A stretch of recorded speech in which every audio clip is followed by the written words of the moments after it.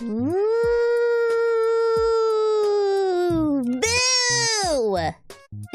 Happy Halloween, everybody! What is up, fellow geeks? Super Geek Girl here!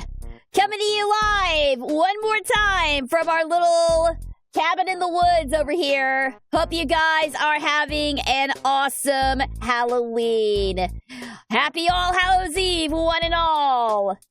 Hello, Sleepy, Zach, Locomotive Works, Stumpy, Legit, and Gabe. Happy Halloween, guys.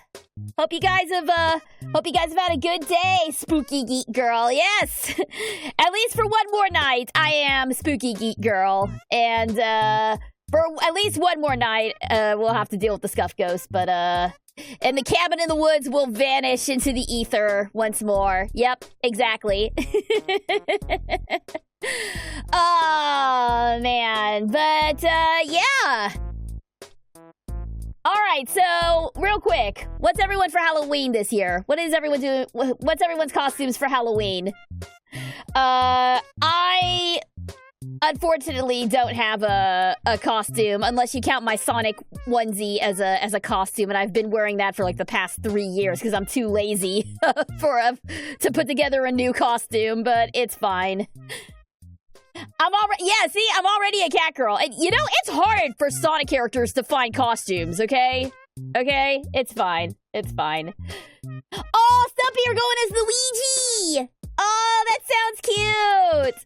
That's awesome! The scariest thing I could think of.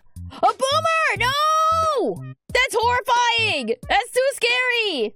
A graphic designer, I have no costume.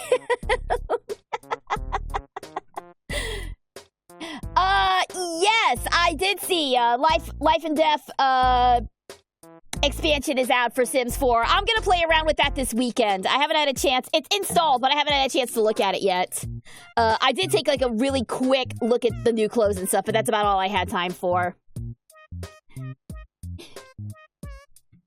If you're looking for Sonic costumes, you should just take DeviantArt. Let me costumes that I can actually, my model could actually wear without getting in trouble. Let's put it that way. If I had a real costume, I would have gone as Death from Discworld. Nice! Nice. Okay, well, let me ask this then. What's your dream Halloween costume? Mine would probably be... If I could dress up as anything and, like, pull it off perfectly, I would want to go as Hikaru Shido in her legendary Magic Knight outfit. And complete with the giant sword. You have to have the giant sword or the costume doesn't work. Either that or Lady Maria from Bloodborne. Either one of those two would be killer cosplays to do. Let's see, Gabe asked, what are your thoughts on the new Hell of a Boss episode? So I did get to check it out, actually. I liked it. It was nice that we got to see more of the friendship between Millie and Blitz. Blitz is taking his break up in quotation marks really, really hard. The whole outfit was the whole episode was really fun. So I very much enjoyed it. I felt really bad for Moxie, but I will say that I'm trying to avoid spoilers, but near the end where Blitzo was basically being forced to watch all the screw-ups that he did in his life, that was tough. But Millie absolutely ate this episode. I was really happy to see more Millie. I do have issues with Hello Boss's writing. This episode had some of those issues, but they finally developed Millie. Yeah, exactly. Millie didn't get a lot of screen time, but it's good to see her finally getting some character development. So I did appreciate that. I also saw the latest issue of Dandadan, and y'all, Momo and Okarun are gonna drive me crazy. Those two idiots are going to drive me crazy with this not actual relationship, but everybody knows they're already in a relationship air about them. And it's just like... This is way worse than will they, won't they. This is way worse. This is... Everyone already knows that they're a thing. And they're just too stupid to realize it. That drives me crazy. Also, now I understand the cat. Now I understand the deal with the cat. That keeps showing up in the ending. And that's kind of funny. That is kind of funny. Your thoughts on the pink-haired girl? I'm glad that what happened to her in the episode. Let me put it that way. She deserved that bonk on the head. Like, I know a messy drama bee when I see one. And this girl is absolutely going to be messy with the drama. I'm pretty sure I'm going to hate her at several points during this season, but we'll see. We'll see. Is it bad that when I saw her, I immediately thought of Hakari? Is that bad? But yeah, I think her name is Ari or Irie, or I'm not quite sure how to say her name. But yeah, no, I know a troublesome girl when I see one, and that girl's gonna be trouble. That girl's gonna be nothing but trouble. Lisa Raymold usually voices high-pitched characters like that, but she usually voices nice characters. It's nice seeing her voice a total B. Yeah. Hey, you know, it's like I've said. Voicing villains can be a lot of fun. It's fun to dip into the more villainous range from time to time. The only problem with that is sometimes you get fans who don't understand the difference between you as a person and you as a character, and sometimes you get flack for voicing a villain.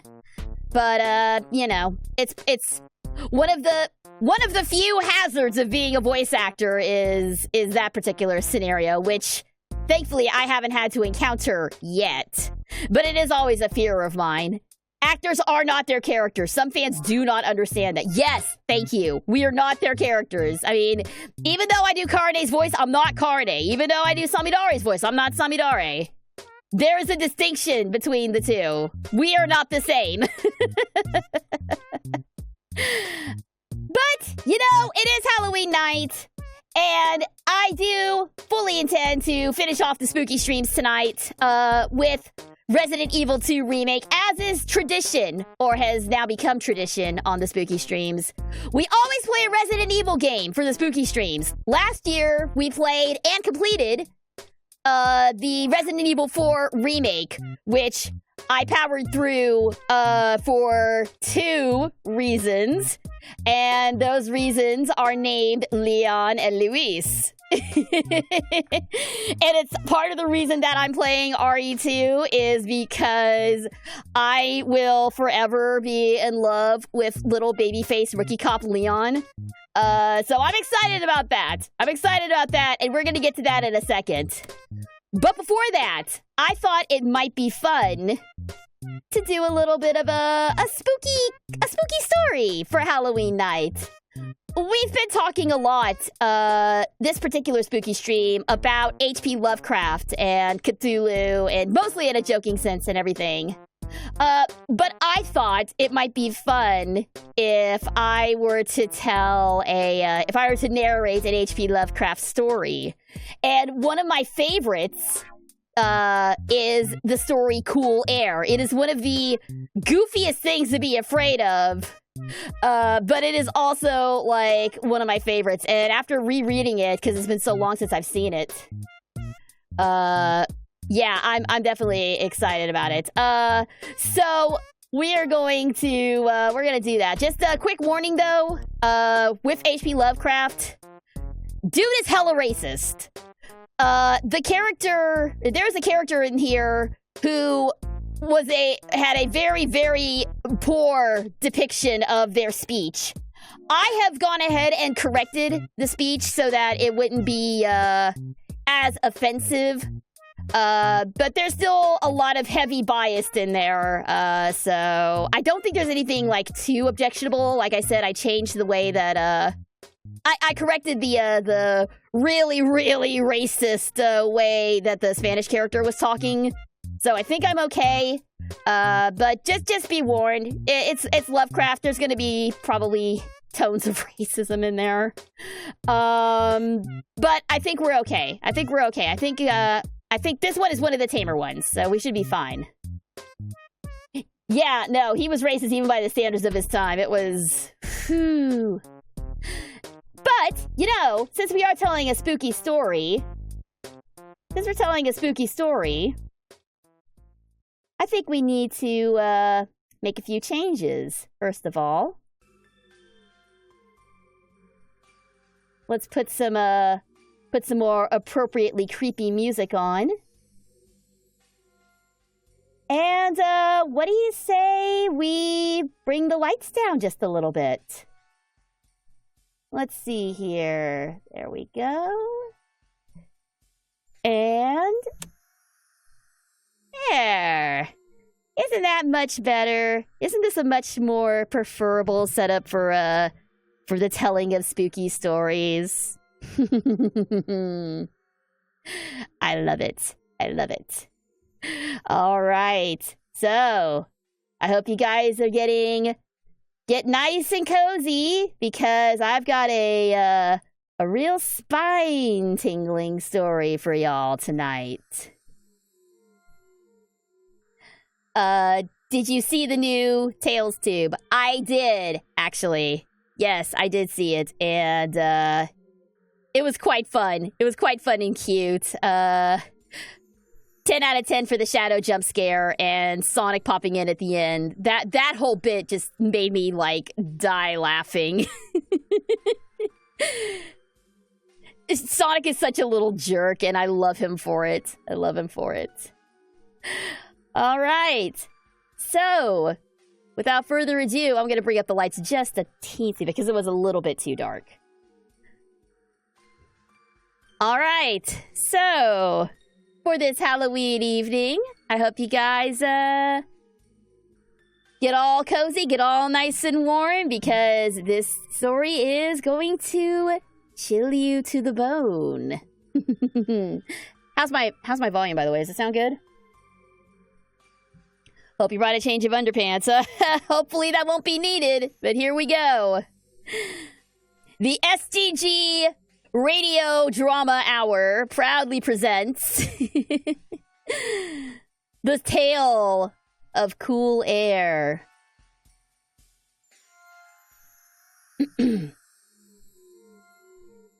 You ask me to explain why I am afraid of a draught of cool air, why I shiver more than others upon entering a cold room, and seem nauseated and repelled when the chill of evening creeps through the heat of a mild autumn day. There are those who say I respond to cold as others do to a bad odor, and I am the last to deny the impression.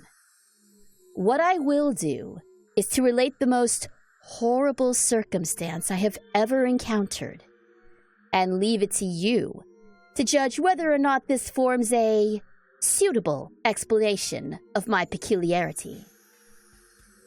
It is a mistake to fancy that horror is associated inextricably with darkness, silence, and solitude. I found it in the glare of mid-afternoon, in the clangor of a metropolis, and in the teeming midst of a shabby and commonplace rooming house, with a prosaic landlady and two stalwart men by my side. In the spring of 1923, I had secured some dreary and unprofitable magazine work in the city of New York, and being unable to pay any substantial rent, began drifting from one cheap boarding establishment to another, in search of a room which might combine the qualities of decent cleanliness, endurable furnishings, and very reasonable price. It soon developed that I had only a choice between different evils. But after a time, I came upon a house in West 14th Street, which had disgusted me much less than the others I had sampled. The place was a 4-story mansion of brownstone, dating apparently from the late 40s, and fitted with woodwork and marble whose stained and sullied splendor argued a descent from high levels of tasteful opulence. In the rooms, large and lofty, and decorated with impossible paper and ridiculously ornate stucco cornices, there lingered a depressing mustiness and a hint of obscure cookery. But the floors were clean, the linen tolerably regular, and the hot water not too often cold or turned off, so that I came to regard it as at least a bearable place to hibernate, till one might really live again. The landlady, a slatternly, almost bearded Spanish woman named Herrero, did not annoy me with gossip or with criticisms of the late-burning electric lights in my third-floor front-room hall. And my fellow lodgers were quiet and uncommunicative as one might desire, being mostly Spaniards, a little above a coarsest and crudest grade. I did warn you about the racism, by the way. Only the din of streetcars in the thoroughfare below provided a serious annoyance. I had been there about 3 weeks when the first odd incident occurred. One evening at about 8, I heard a spattering on the floor and became suddenly aware that I had been smelling the pungent odor of ammonia for some time. Looking around, I saw that the ceiling was wet and dripping, the soaking apparently proceeding from a corner on the side towards the street. Anxious to stop the matter at its source, I hastened to the basement to tell the landlady, and was assured by her that the trouble would quickly be set right. "Dr. Munoz," she cried as she rushed upstairs ahead of me. "He has spilled his chemicals. He is too sick for a doctor himself, sicker and sicker all the time, but he will not have any other help. He is very queer in his sickness. All day he takes funny-smelling baths, and he cannot get excited or warm. He does all his own housework. His little room is full of bottles and machines, and he no longer works as a doctor. But he was great once. My father in Barcelona has heard of him, and only just now he fixed the arm of a plumber that got hurt all of a sudden. He never goes out, only on the roof, and my boy Esteban, he brings him his food and laundry and medicines and chemicals. My God, the sal ammoniac that man uses for keeping him cool." Mrs. Herrero disappeared up the staircase to the 4th floor, and I returned to my room.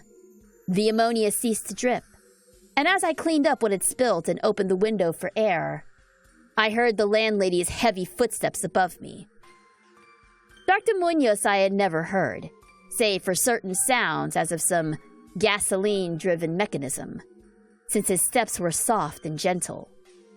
I wondered for a moment what the strange affliction of this man might be, and whether his obstinate refusal of outside aid were not the result of a rather baseless eccentricity.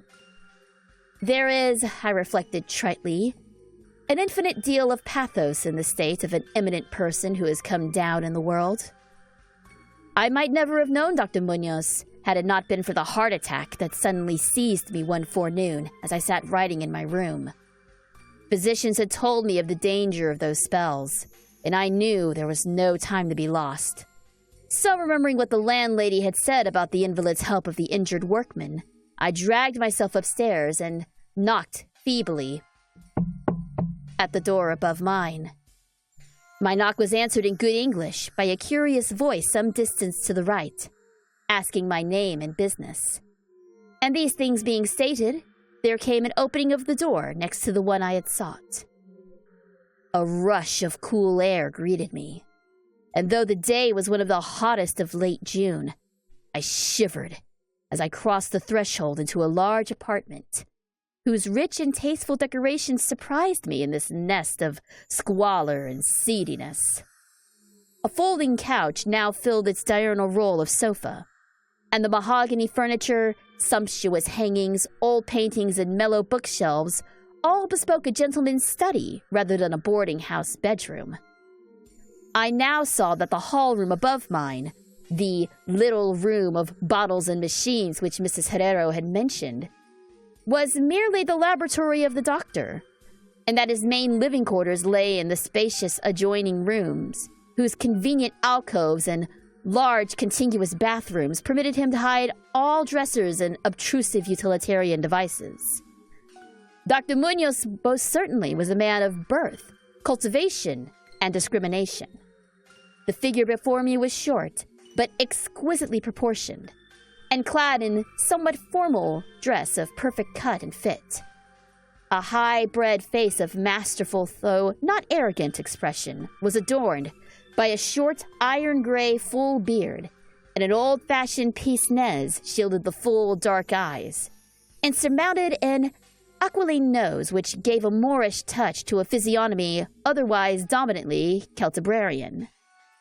thick, well-trimmed hair that argued the punctual calls of a barber was parted gracefully above a high forehead, and the whole picture was one of striking intelligence and superior blood and breeding. Nevertheless, as I saw Dr. Munoz in that blast of cool air, I felt a repugnance, which nothing in his aspect could justify. Only his lividly inclined complexion and coldness of touch could have afforded a physical basis for this feeling. And even these things should have been excusable considering the man's known invalidism. It might too have been the singular cold that alienated me, for such chilliness was abnormal on so hot a day, and the abnormal always excites aversion, distrust, and fear. But repugnance was soon forgotten in admiration, for the strange physician's extreme skill at once became manifest, despite the ice-coldness and shakiness of his bloodless-looking hands. He clearly understood my needs at a glance, and ministered to me with a master's deftness, all the while reassuring me in a finely modulated, though hollow and timbreless voice, that he was the bitterest of sworn enemies to death, and had sunk his fortune and lost all his friends in a lifetime of bizarre experiment devoted to its bafflement and extirpation. Something of the benevolent fanatic seemed to reside in him, and he rambled on almost garrulously as he sounded my chest and mixed a suitable draught of drugs fetched from the smaller laboratory room. Evidently, he found the society of a well-born man a rare novelty in this dingy environment, and was moved to unaccustomed speech as memories of better days surged over him.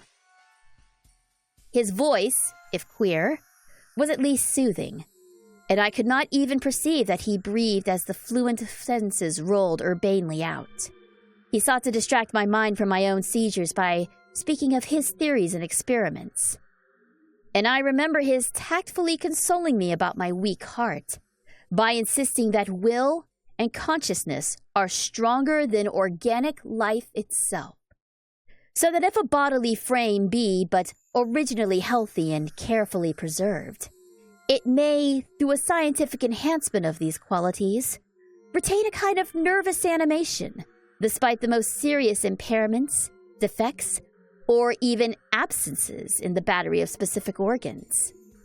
He might, he half-jestingly said, someday teach me to live, or at least to possess some kind of conscious existence, without any heart at all.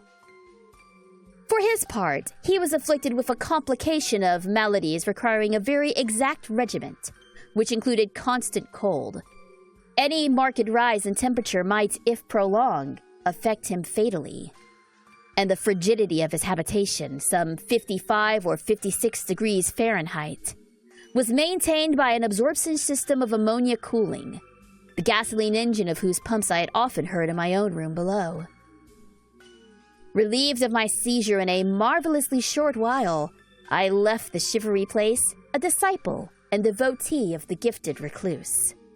After that, I paid him frequent overcoated calls, listening while he told of secret researches and almost ghastly results, and trembling a bit when I examined the unconventional and astonishingly ancient volumes on his shelves.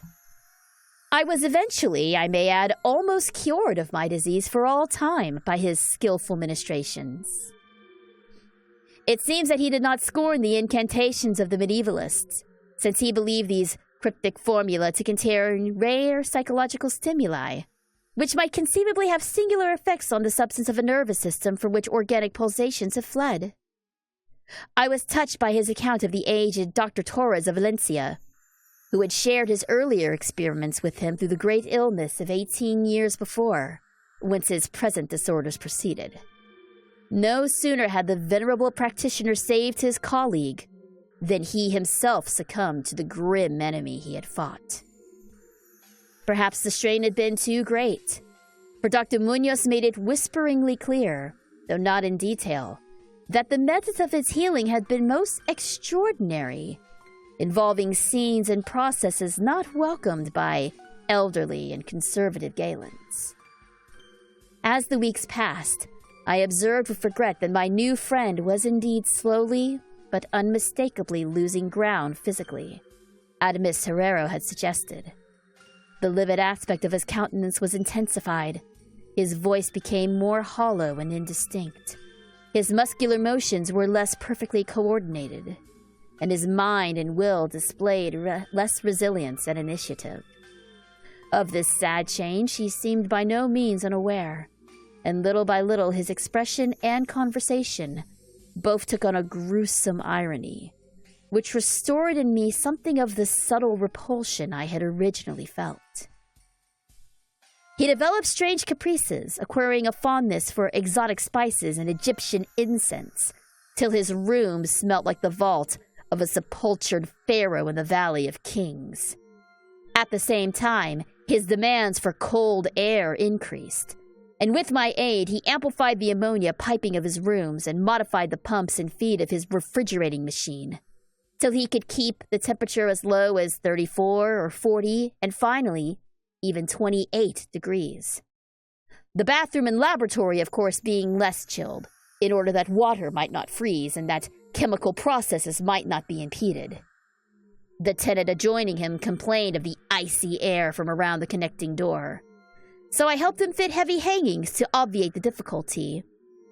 A kind of growing horror of outrage and morbid cast seemed to possess him. He talked of death incessantly, but laughed hollowly when such things as burial or funeral arrangements were gently suggested. All in all, he became a disconcerting and even gruesome companion. Yet in my gratitude for his healing, I could not well abandon him to the strangers around him, and was careful to dust his room and attend to his needs each day, muffled in a heavy ulster which I had bought especially for the purpose. I likewise did much of his shopping, and gasped in bafflement at some of the chemicals he ordered from druggists and laboratory supply houses. An increasing and unexpected atmosphere of panic seemed to rise around his apartment. The whole house, as I have said, had a musty odor, but the smell in his room was worse. And in spite of all the spices and incense and the pungent chemicals of the now incessant baths which he insisted on taking unaided, I perceived that it must be connected with his ailment, and shuddered when I reflected on what that ailment might be. Mrs. Herrero crosses herself when she looks at him, and gave him up unreservedly to me, not even letting her son Esteban continue to run errands for him. When I suggested other physicians, the sufferer would fly into as much of a rage as he seemed to dare entertain. He evidently feared the physical effect of violent emotion, yet his will and driving force waxed rather than waned, and he refused to be confined to his bed. The lassitude of his earlier ill days gave place to a return of fiery purpose, so that he seemed about to hurl defiance at the death demon, even as that ancient enemy seized him. The pretense of eating, always curiously like a formality with him, he had virtually abandoned, and mental power alone appeared to keep him from total collapse. He acquired a habit of writing long documents of some sort, which he carefully sealed and filled with injunctions that I transmit them after his death to certain persons whom he had named. For the most part, lettered East Indians, but including a once celebrated French physician now generally thought dead, and about whom the most inconceivable things had been whispered. As it happened, I burned all these papers, undelivered and unopened. His aspect and voice became utterly frightful, and his presence almost unbearable. One September day, an unexpected glimpse of him induced an epileptic fit in a man who had come to repair his electric desk lamp. A fit for which he prescribed effectively whilst keeping himself well out of sight.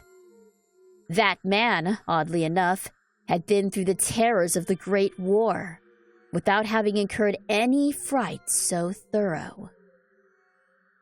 Then, in the middle of October, the horror of horror came, with stupefying suddenness. One night, about 11, the pump of the refrigerating machine broke down, so that within 3 hours, the process of ammonia cooling became impossible. Dr. Munoz summoned me by thumping on the floor, and I worked desperately to repair the injury while my host cursed in a tone whose lifeless, rattling hollowness surpassed description. My amateur efforts, however, proved of no use. And when I brought in a mechanic from a neighboring all-night garage, we learned that nothing could be done till morning, when a new piston would have to be obtained. The moribund hermit's rage and fear, swelling to grotesque proportions, seemed likely to shatter what remained of his failing physique. And once a spasm caused him to clap his eyes to his hands and rush into the bathroom. He groped his way out with his face tightly bandaged, and I never saw his eyes again. The frigidity of the apartment was now sensibly diminishing, and at about 5 a.m., the doctor retired to the bathroom, commanding me to keep him supplied with all the ice I could obtain at all-night drugstores and cafeterias. As I would return from my sometimes discouraging trips and lay my spoils before the closed bathroom door, I could hear a restless splashing within, and a thick voice croaking out the order for more. More. At length, a warm day broke, and the shops opened one by one. I asked Esteban either to help with the ice fetching while I attained the pump piston, or to order the piston while I continued with the ice, but instructed by his mother, he absolutely refused. Finally, I hired a seedy-looking loafer whom I encountered on the corner of 8th Avenue to keep the patient supplied with ice from a little shop, where I introduced him, and applied myself diligently to the task of finding a pump piston and engaging workmen competent to install it. The task seemed interminable, and I raged almost as violently as the hermit when I saw the hours slipping by in a breathless, foodless round of vain telephoning and a hectic quest from place to place, hither and thither by subway and surface car. About noon, I encountered a suitable supply house far downtown, and at approximately 1:30 p.m. arrived at my boarding place with the necessary paraphernalia and 2 sturdy and intelligent mechanics. I had done all I could and hoped I was in time. Black terror, however, had preceded me. The house was in utter turmoil, and above the chatter of awed voices I heard a man praying in a deep bass. Fiendish things were in the air, and lodgers told over the beads of their rosaries as they caught the odor from beneath the doctor's closed door. The lounger I had hired, it seemed, had fled, screaming and mad-eyed, not long after his second delivery of ice, perhaps as a result of excessive curiosity. He could not, of course, have locked the door behind him, yet it was now fastened, presumably from the inside. There was no sound within, save for a nameless sort of slow, thick dripping. Briefly consulting with Mrs. Herrero and the workmen, despite a fear that gnawed my inmost soul, I advised the breaking down of the door, but the landlady found a way to turn the key from the outside with some wire device. We had previously opened the doors of all the other rooms on that hall, and flung all the windows to the very top. Now, noses protected by handkerchiefs, we tremblingly invaded the accursed south room, which blazed with the warm sun of early afternoon. A kind of dark, slimy trail led from the open bathroom door to the hall door, and there to the desk, where a terrible little pool had accumulated. Something was scrawled there in pencil, in an awful blind hand, on a piece of paper hideously smeared, as though by the very claws that traced the hurried last words. Then the trail led to the couch, and ended unutterably. What was or had been on the couch, I cannot and dare not say here. But this is what I shiveringly puzzled out on the stickily smeared paper before I drew a match and burned it to a crisp. What I puzzled out in terror as the landlady and 2 mechanics rushed frantically from that hellish place to babble their incoherent stories at the nearest police station. The nauseous words seemed well nigh incredible in that yellow sunlight, with the clatter of cars and motor trucks ascending clamorously from crowded 14th Street. Yet I confess that I believed them then. Whether I believe them now, I honestly do not know. There are things about which it is better not to speculate. And all that I can say is that I hate the smell of ammonia and grow faint at a draught of unusually cool air. The end, ran that noisome scrawl, is here. No more ice. The man looked and ran away. Warmer every minute, and the tissues can't last. I fancy you know what I said about the will and the nerves and the preserved body after the organs ceased to work. It was good theory, but couldn't keep up indefinitely. There was a gradual deterioration I had not foreseen. Dr. Torres knew, but the shock killed him. He couldn't stand what he had to do. He had to get me in a strange, dark place, where he minded my letter and nursed me back. And the organs never would work again. It had to be done my way. Artificial preservation. For you see, I died that time, 18 years ago.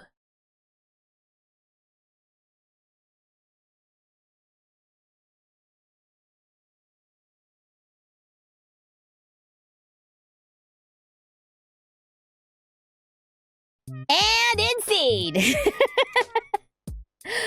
Whew! Alright, let's bring up the house lights. That was... woof! Hope you guys enjoyed that! Hang on, I'm trying to get the house lights back up here. There we go. Now we're good. Now we're good. So there you go. That is the story of Cool Air. One of my favorite H.P. Lovecraft stories. So yes, for those of you who got lost in the words, which I don't blame you, H.P. Lovecraft, thank you. H.P. Lovecraft likes to use a lot of words to say, not a whole lot. Basically, the reason that his apartment was so cold is because he was being artificially preserved with the cold air. This was written about ACs. This was written about air conditioning units. This is when air conditioning units first became a thing, and Lovecraft was so disturbed by the idea of a machine that could perpetually create cold air that he wrote an entire freaking short story about it. He wrote a short story about how air conditioning was going to be the death of us all. What a mad lad. But there you go. Thank you very much for the head pat. And hello, Tyrant. I know you popped in while I was reading, but thank you so much. Glad to see you. I'm going to go ahead and switch over now on Twitch to Resident Evil. But there you go. There's your uh-oh. No. There we go. Your spooky story for the evening.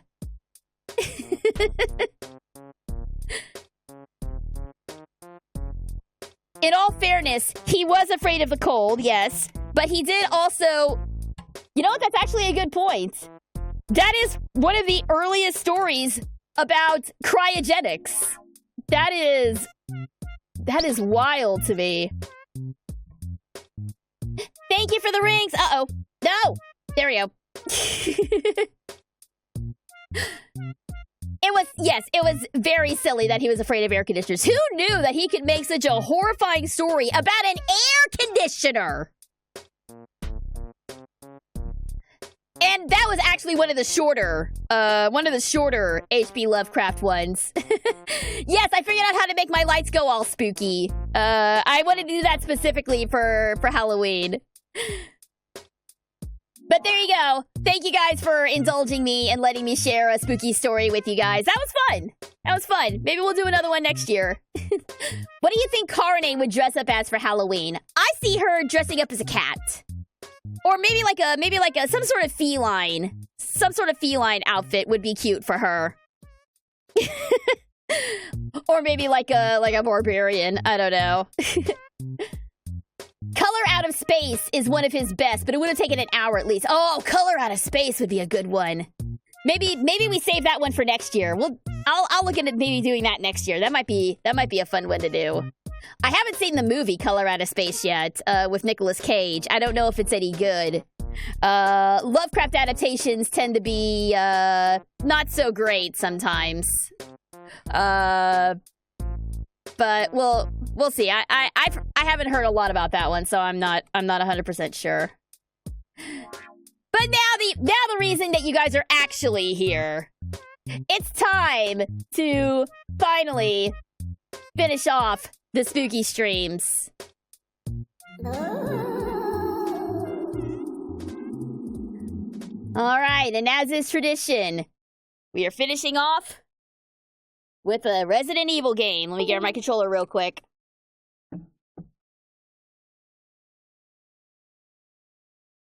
And hold on. Things are going goofy. Blip, blip, blip. So that I can still read the... No! Chat, stop! Stop! Okay, there we go. Now I can see it again. Ah, no! Hold on! The Scuff Ghosts are messing with me! Damn you, Scuff Ghosts! Stop it! Okay. We're good? We're good? We're good? Okay. Have you guys seen Venom: The Last Dance? I haven't. I haven't heard good things about it, though. I've heard it's not as good as the other two, but no, I have not seen it yet. The best Lovecraft adaptation is probably In the Mouth of Madness by John Carpenter. Ooh. Interesting. I feel like I've heard of that one, but I haven't actually done anything with it. Again, I'm a coward when it comes to like actual horror movies. I feel like the H.P. Lovecraft Historical Society radio drama adaptations are the best. They're the most faithful to his work. I need to check that out. Uh-oh. I get the feeling I'm going to have to adjust the settings. I don't think I actually did this. Oh, no, we're fine. Who would you guys say is Capcom's mascot? They haven't made a Mega Man game in years. He's supposed to be the face of the brand. I thought Mega Man was the the mascot. Is he not? Okay, let's see. We're good. Adjust until the pattern is barely visible. I should have taken care of this earlier. All right. Yeah, no. Okay, here we go. Here we go. I personally preferred Nick Cage's Color Out of Space over The Mouth of Madness. Nice. That's just my opinion. I'll have to look into them. I may do video essays on them because I'm too much of a coward to look at it myself. They haven't made Mega Mans in years now. Now we just seem to get yearly Street Fighters. Yeah, good point. Good point. So would you say that Ryu is the mascot? Oh no! Auto-tune! Alright. I actually can't get to voice mod at the moment. I can't get to it. Okay, 1 second. 1 second, guys. 1 second, guys.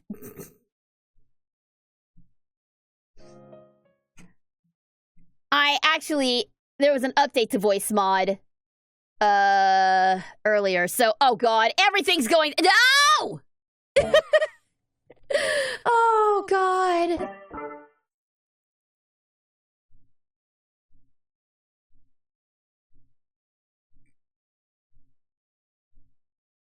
Okay. All right, are we good? There we go. Got a little different sounding. Oh god, but I can hear myself talking. Ah! This will be fine. All right. Turn off all that. Turn off all that. Turn off. Where's the button again? There we go. Nah, it's fine. It's fine. Because we're leaving the house. They know we're leaving the house. The Scuff Ghosts know that their time is almost up, so they decided to hit me one last time. One last time. Alright. Hello, Miss M! Welcome, welcome! Glad to see you! I got Jackie RE7, but I got too scared by it. Yeah, no, I also have RE7, and I am also too scared by it.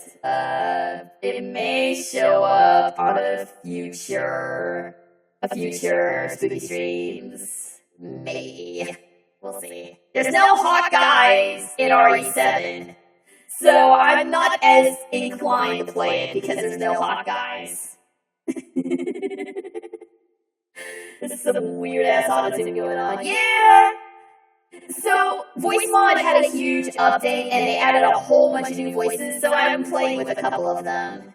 We'll see if it works. If we don't like this one, then I will take it off and switch back to the other auto-tune. But they had a couple of auto-tune functions, and I kind of like this one. It actually sounds more proper auto-tune and doesn't have the same tune going on in the background. Anyway, onwards and forwards. So, the only reason that I have agreed to play RE2 is because of this boy right here. Leon, my love. After a few days of radio silence from his new post, Leon Kennedy drives to Raccoon City to scope things out. Unbeknownst to him, a nightmare awaits. Oh, and also Claire's here, but who cares?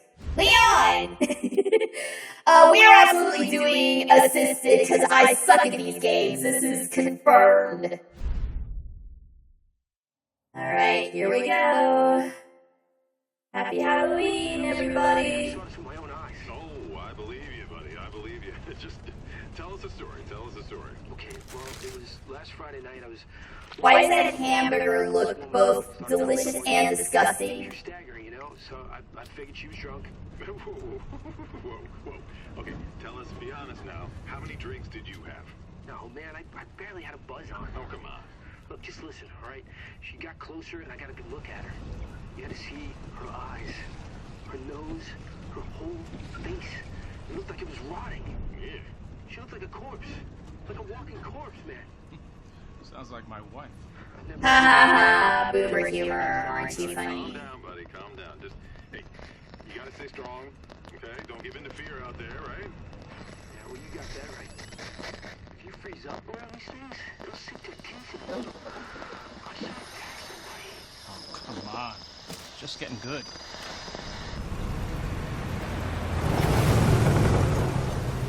Don't take your eyes off the road. This is some unsafe driving behavior going on here. Sleep.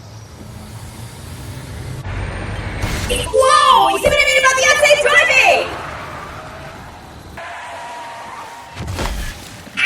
Ow!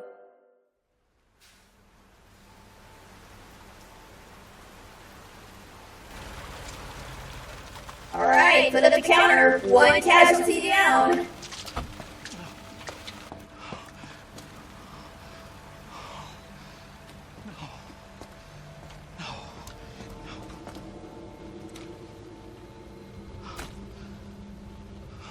Uh-oh, is it clicking out?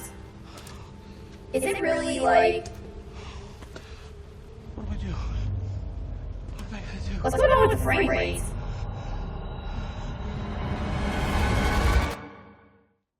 Is the frame rate okay for you guys? It looks weird on my end.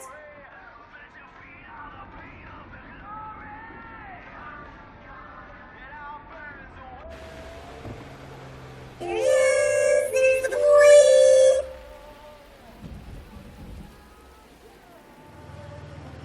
Okay, yeah, there's definitely something going on with the frame rate. Okay, I may need to adjust some stuff here.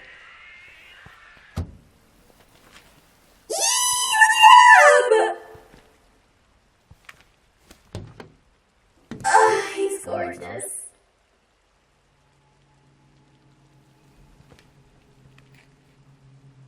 That's weird.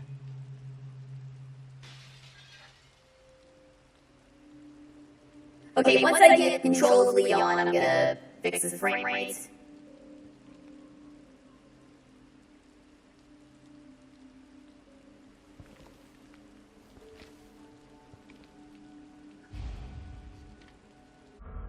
Okay, there we go.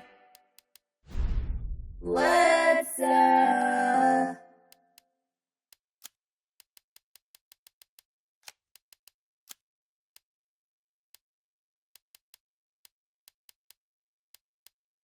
let's take it down a little bit.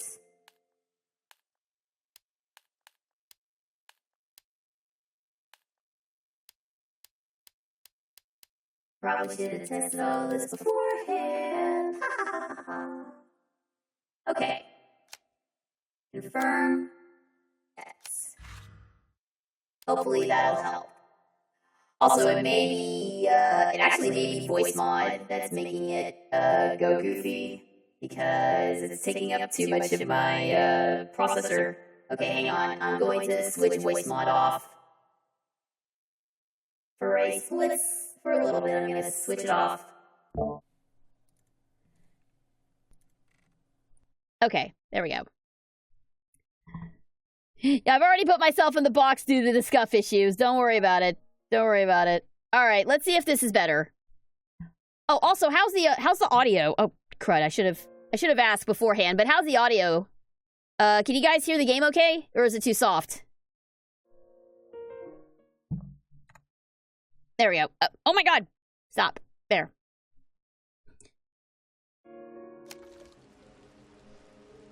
Okay, audio's good.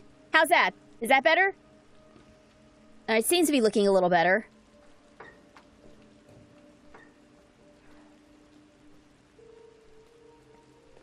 Alright, so pressing down.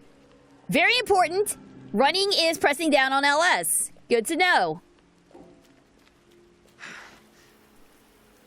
Oh, I'm sorry, Leon. I'm gonna get you out of the rain. There we go. There we go. Now we're good. Dingo Red Cigarettes. Welcome to Raccoon City.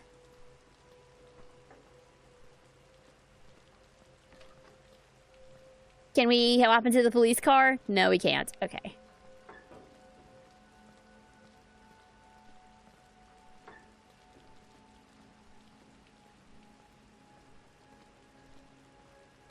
There's a legally distinct Monster Energy drinks. Non-brand name cereals.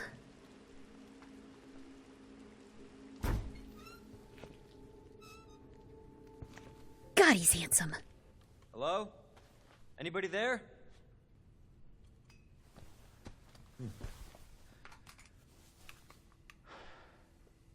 Also, this is before he gets, this is before all the snark. He was very snarky and quippy in, RE4. This takes place before, obviously. This is how Leon first got roped into the, RE-verse. So he's not gonna be quite as quippy here. He does have a couple of little quips, but he's mostly just gonna be wide-eyed, innocent boy having a really bad day. Don't move. I'll be back for you. Uh-huh. Alright.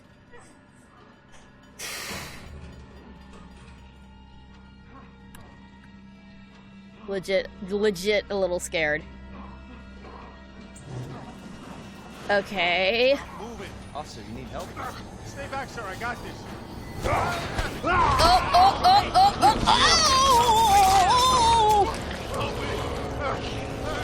This game is rated mature for a reason! Oh, shit. Okay. Hi! Hello. Freeze! I'll shoot! I said I'll shoot! I meant it, damn it!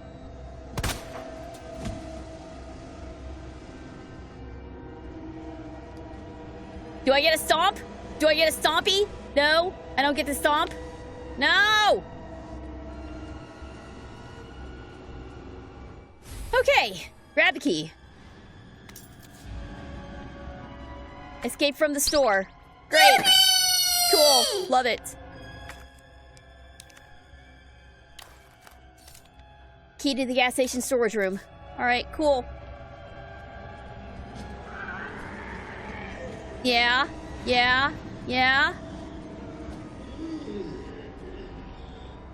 Something very bad's going to happen, isn't it? As soon as I open this door. What are you doing? Oh, you punk! Oh, you're still up! Fuck off!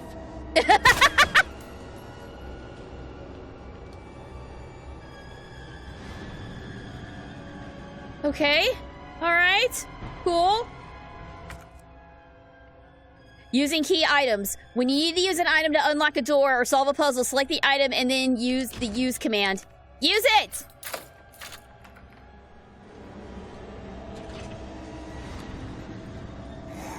Ah! God! Get off of him! Let go! Ah! Shit! Oh, things are going really bad! Things are going really bad right away! Oh my god! Oh my god! Run! Just run! Just run! Just get out! Go! No! Run!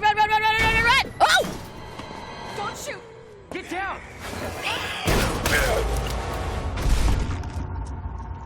Okay, well that was awful. Thanks. You alright?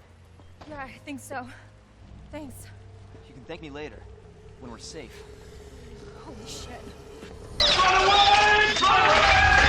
was trying to run away. It wouldn't let me. Oh god! Come on! Get in! Hold on.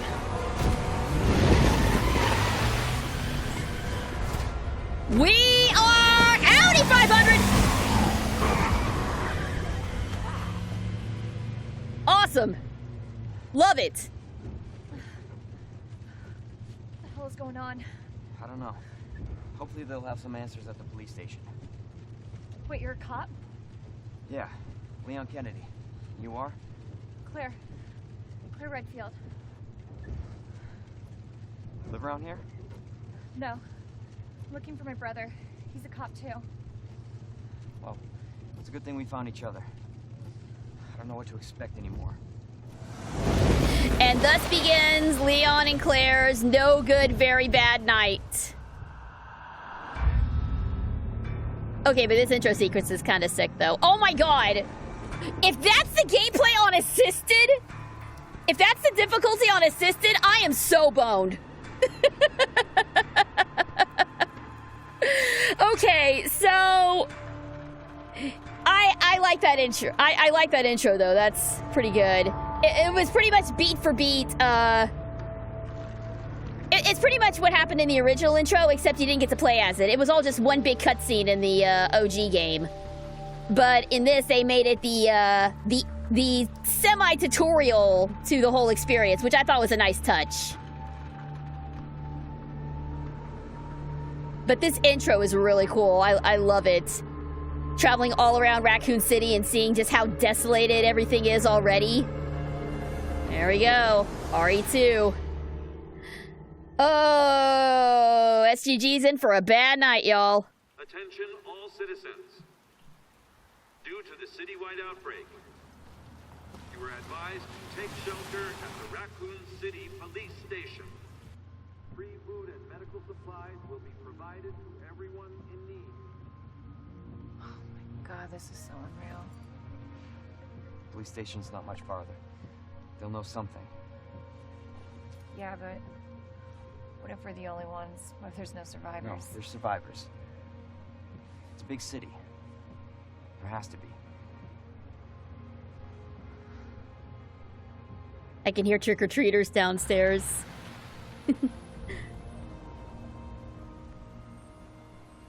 So a little conversation to lighten the mood. What's y'all's favorite, like, Halloween candy? I don't know what else to talk about.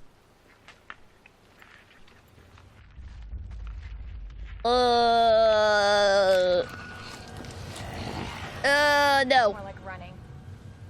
Yeah, good call. Ah, God! Leon, you gotta back up.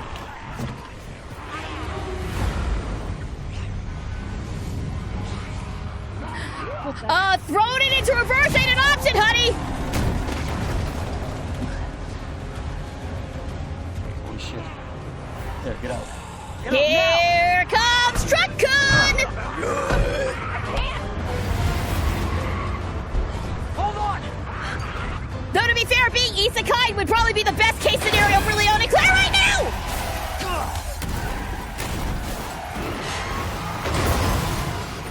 Cause the real world sucks! That is Claire. Claire Redfield is the gal. Jill doesn't show up until 3. Or it doesn't show up again until 3. Oh, God!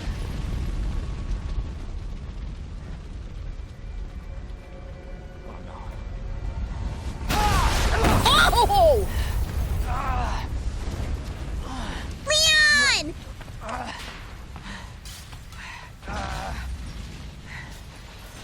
Claire! Claire, are you okay? Yeah, I'm alright. How about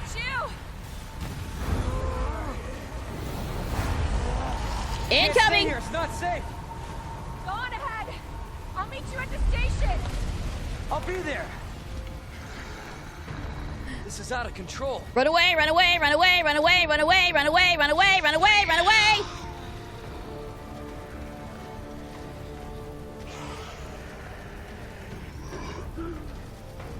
Okay, where are we going? Where are we going? Not this way. Okay, down this alley? Down this alleyway? My stupid sexy Spanish husband isn't here! It's everybody. He's not here! They've all turned. He's still in Spain somewhere! Doing dirt for Umbrella! My beloved Luis isn't here! But it's okay, because we got Leon! There it is. The station.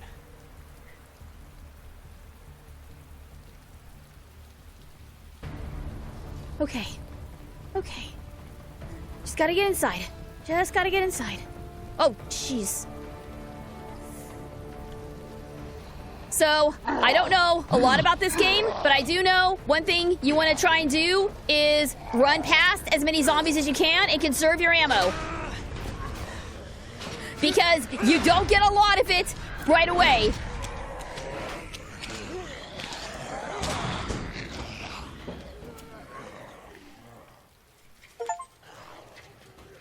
Welcome to the city of the dead. Made it to the police station. Hey! Hello? Is anybody here? There is no reason for the police station to be this ornate. Look at this. There is no reason for this to occur. Who's got a big, dumb, like, Lady Justice statue in their police station?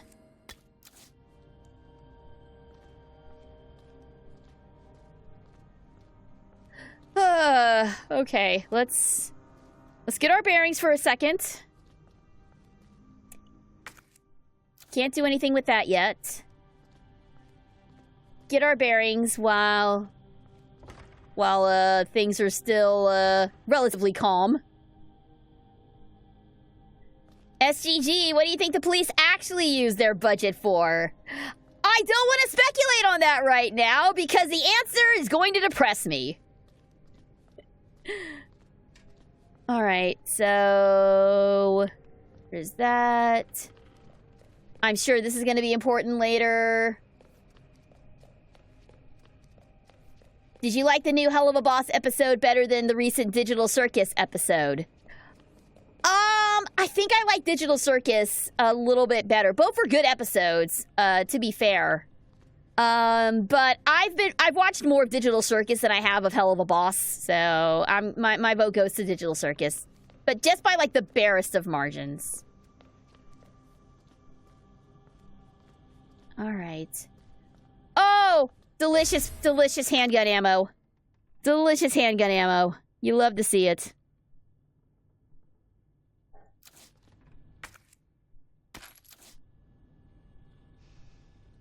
All right, and I got the, got that.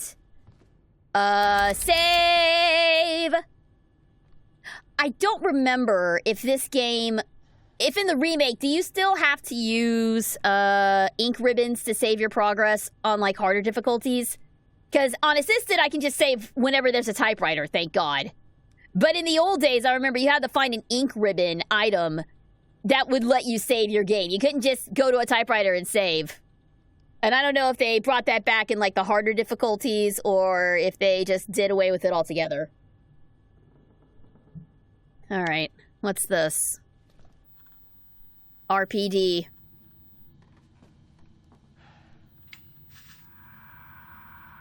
There has to be someone here. Oh. Not good.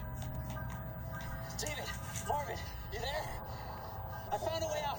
It's in here.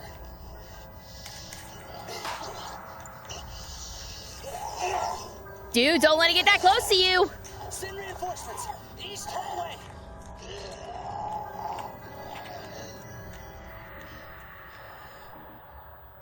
I gotta find that guy. Okay. To the east hallway we go. And there's our map! It's not gonna be any good to me, but we're gonna... Here it is. The map screen is useful for more than just your current location. It can also show you points of interest and items you have found but have not picked up. Got a statue, taped box. Cool. Is there anything... Are there any gifties inside the item box? No. I will go ahead and put the storage room key away, though, because I don't need it anymore. And we don't have a whole lot of space, so conserve what we can.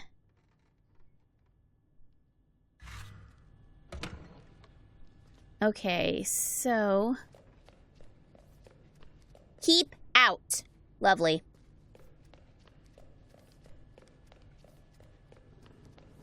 Yeah, right. Since when has a map ever been useful? Navigation? What's that? I don't know what that is.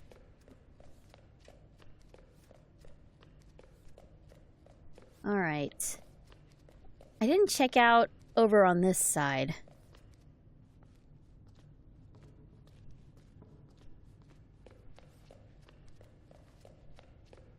Okay, so there's a way over there.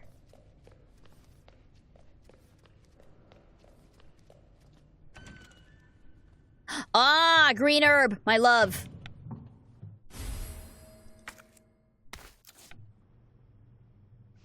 Yes, the beloved healing item. And anything else? There's a safe that we don't have the combination to yet. That's fine.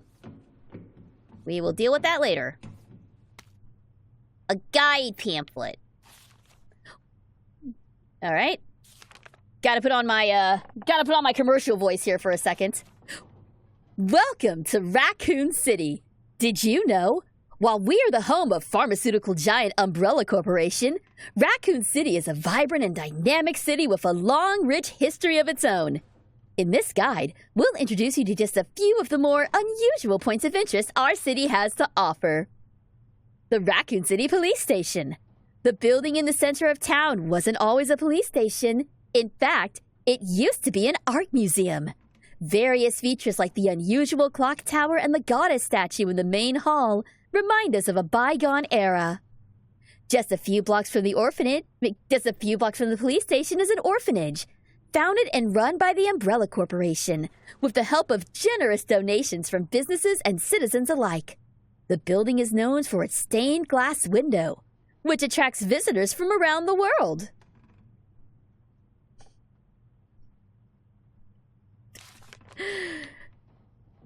And a door we can't open yet. Cool. Cool. Love it. That is... So, yes.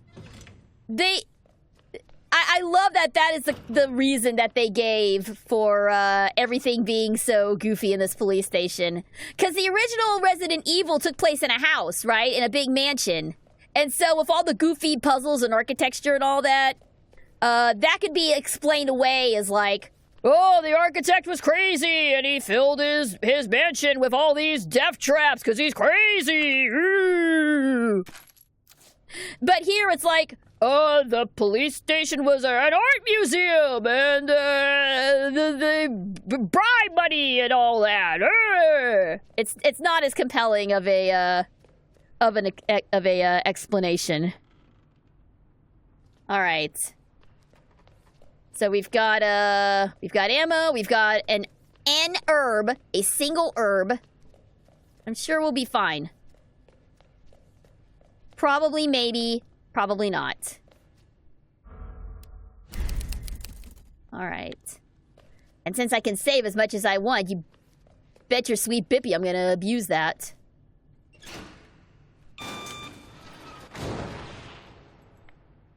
Cool, thanks. Works great. Oh, you're really gonna make me crawl through the blood. Okay.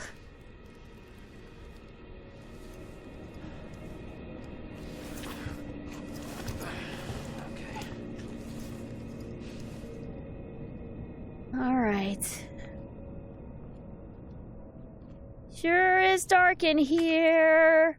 Fuse box with a missing fuse. Great.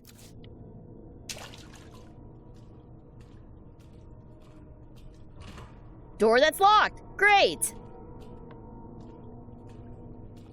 All right.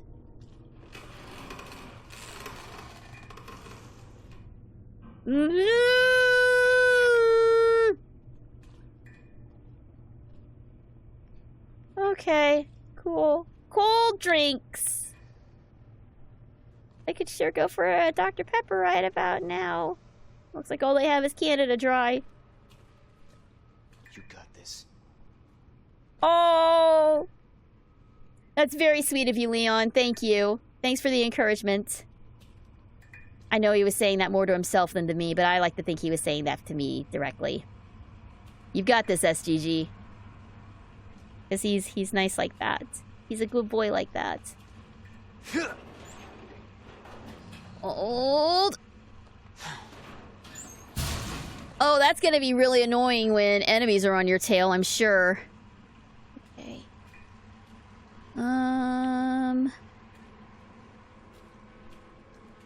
The Raccoon Times? Jesus. Oh. You know what? We're gonna... I think I missed a door over here. We're gonna backtrack for just a second.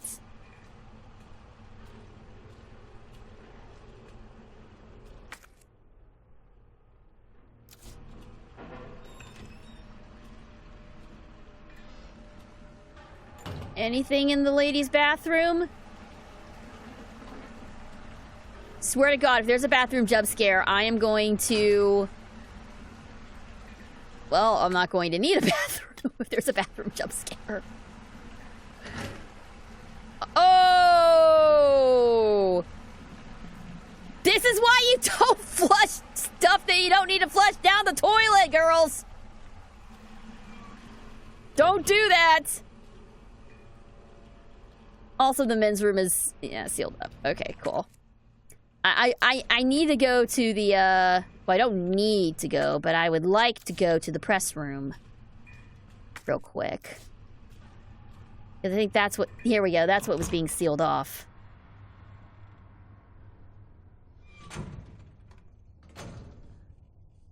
Okay. God, I can hear my dog downstairs and she's scaring the crap out of me right now. More guns! More bullets! I need them. Switch the lights on. You're gonna come back and be a problem later. I feel. Alright. Anything else? No. Okay. Okay. I think we're good.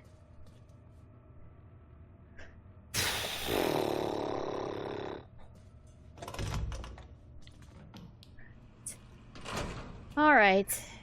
Don't flush other stuff down the toilet. Where am I supposed to hide my evidence? Hide it somewhere else!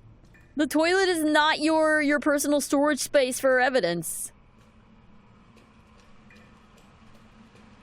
Okay. So now we turn here. I bet you all of these dudes are gonna pop up. Okay, do not have the means to open that quite yet. That's okay.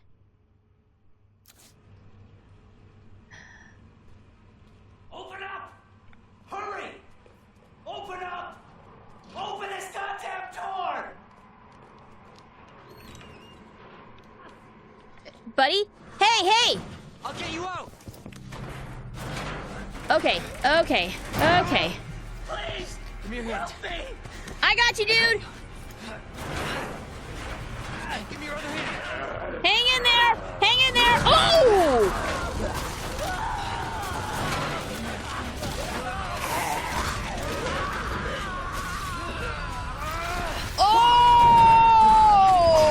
Oh! Shit!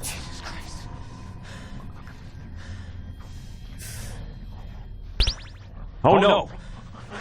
Something, half the man he used to be. Probably shouldn't stick around here. Walk it off. With what? With his intestines? Is he supposed to walk on those? Officer's notebook. Okay, hang on. There's some hints here. 3 medallions for the Oh my God! 3 medallions for the goddess statue. Hello, Boots. Welcome. Happy Halloween. Thanks for tuning in. Way out. Okay, we've got a lion, a unicorn, and the lady. I'm sure these are going to be very important later. Okay.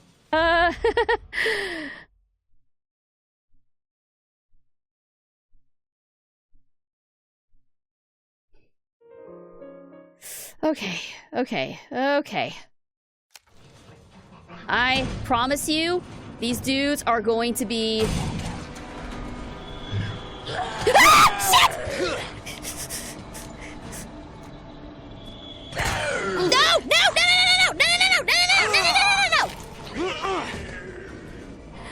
Okay, well, it doesn't have inconveniently placed lore, but it does have, inconveniently placed police officers. Got it! Yeah, okay. Heading back to the main. Heading back. Yeah, alright. Get out of the way. X. Go away.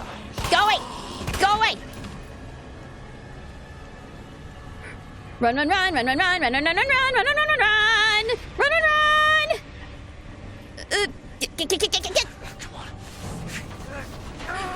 Crawl, Leon, crawl! Crawl, buddy! Go! Kick him! Watch out! Ooh! Curb stomped! You're safe. Yay! Thank you! Oh, you don't look great, but thank you! Thanks, Officer Marvin! off, Stry. I couldn't.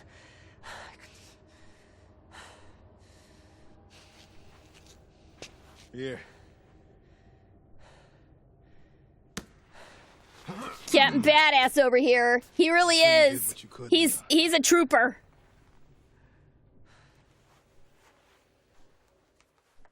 Does anyone know what started this? Not a clue. But honestly, all you need to know is that this place will eat you alive if you aren't careful.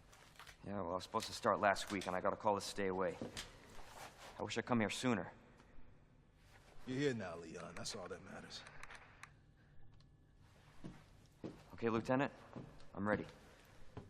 Hopefully you'll be able to find a way out of this station. That officer you met earlier, Elliot. He thought this secret passageway might do the trick. This is good news. We can get you to a hospital. No, I am not the priority here. Lieutenant, I'm not just gonna leave you here. I'm giving you an order, rookie. You save yourself first. I'd come with you, but I'd just slow you down. Now, you'll need this. I can't take him. Stop. And don't make my mistake. If you see one of those things, uniform or not, you do not hesitate. You take it out, or you run. Got it? I vote for running. Yes, sir. He's gorgeous. Anytime there's just a close-up on his face, I'm just gonna... look at him. He's so gorgeous. The angst just makes him even more gorgeous. Okay. Combat knife. Equip on the inventory screen to use. The knife will wear down with use and will break. Are we playing Breath of the Wild now? Will break when its gauge is depleted. It can be used to counterattack when you are caught by an enemy and can only be retrieved once you defeat them. LB. Okay. So LB, and then you do that. You do that nonsense. Okay. All right. We good? We good. And so when you complete a scenario with one character, you start here in the other character. You don't go through the entire prologue all over again. You only do the prologue one time with either Leon or Claire, whoever you started with.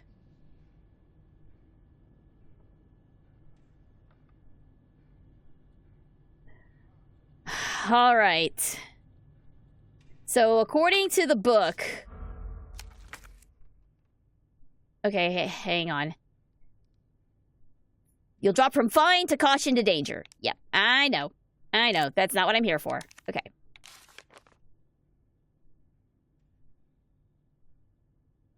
All right, so we actually saw the lion. We've actually seen that lion before. We ran past it, but it's right over here on the second floor. So we can go ahead and grab that while we're here.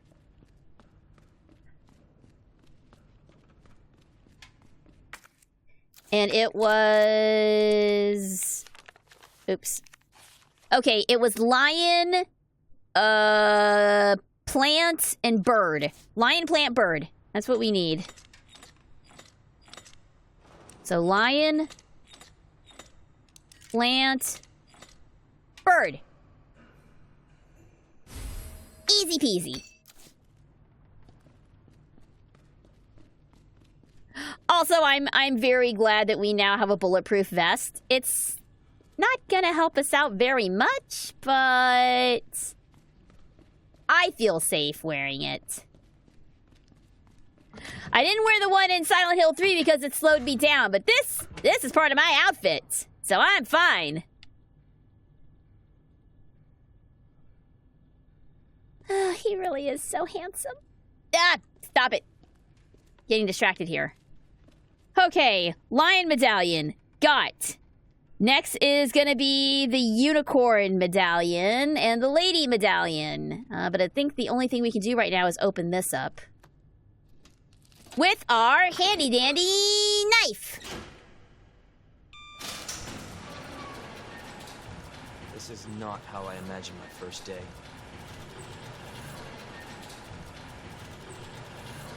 Yeah, you think your job is tough? Try being a rookie officer on your on your first day a zombie outbreak occurs. It's not great. Wooden boards. Okay, and I think, yeah, here's another one. Okay, so real quick, what you always do. No, shit!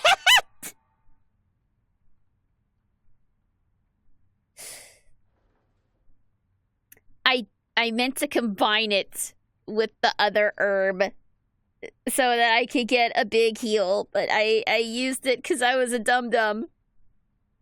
No!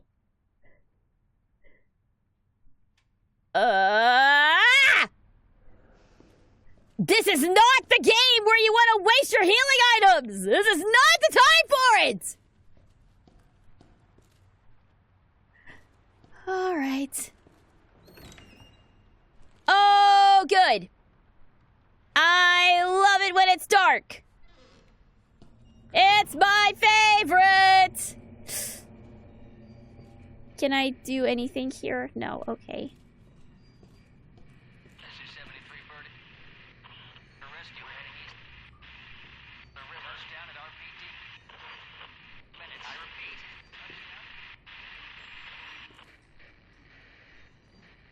Hooray! We're gonna get rescued!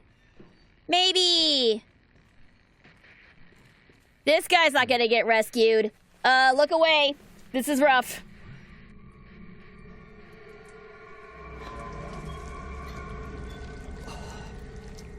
Oh, what the fuck? Ew. What? Oh, cool. Probably shouldn't be hanging around. Okay. Okay.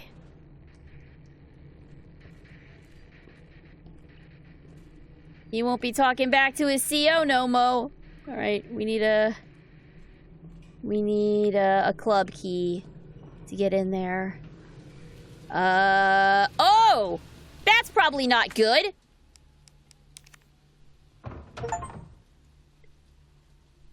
That's why you pick up the boards. That'll at least slow down zombies.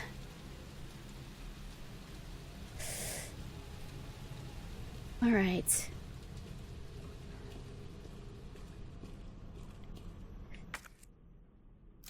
So down through here, I'm gonna be referring. You bastard. Yeah.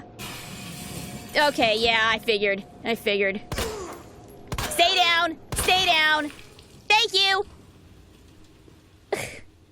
That one I wanted to get rid of. Cause he was gonna be a problem later. Alright.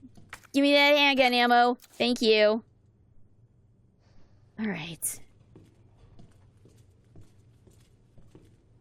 You know, like, you have all these drink machines. Wouldn't it make more sense for the healing items to be like sodas instead of just random herbs you find on the on various potted plants?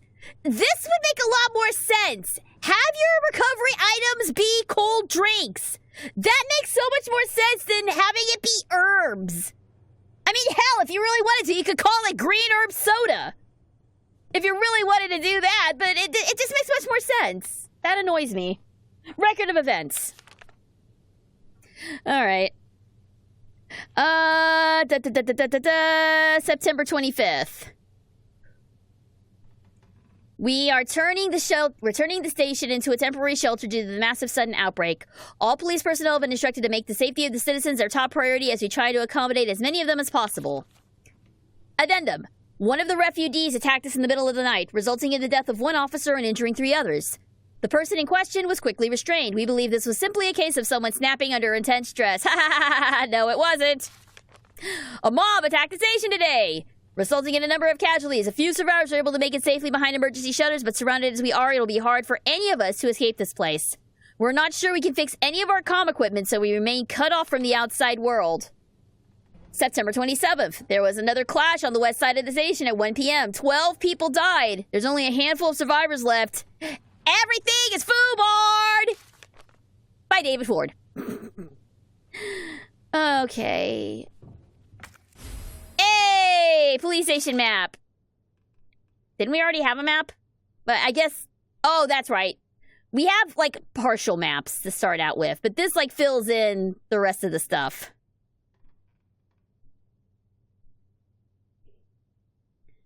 Alright. So... this door is chained up.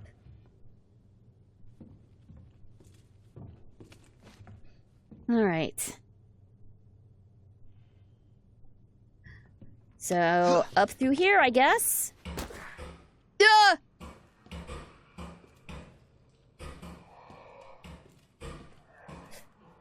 Yeah, we're just gonna get the bullets off of here.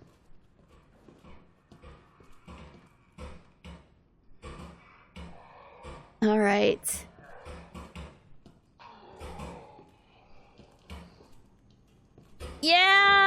Yeah, it be like that sometimes, dude. I'm sorry the machine ate your dollar. It sucks. That machine gets a little finicky sometimes. Next time try E1 instead of E2. That tends to work better. Okay. We're just gonna let him have his snackies. We're not gonna interrupt him and snack time. Okay. Gunpowder. And gunpowder uses. Oh, that's right. You can make ammo in this game. I forgot. Handgun ammo. Gunpowder ×2. Shotgun shells. Gunpowder plus high-grade gunpowder. Mag ammo. High-grade gunpowder. There's not a lot of ammo left around the station. Make good use of any gunpowder you find. Different guns require different ammo. Pay attention when you're combining things or you won't get what you need. You can't always get what you want, but sometimes you get what you need.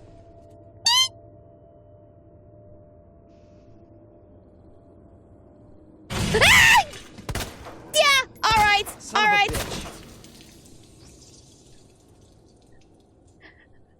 I guess he thought I was the more appealing snack. I mean, let's be real. Leon is a snack. I'm not going to argue that.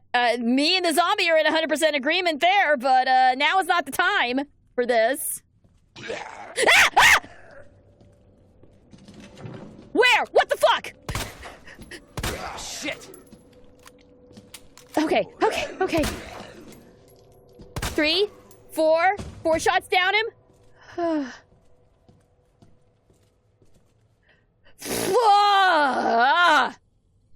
God.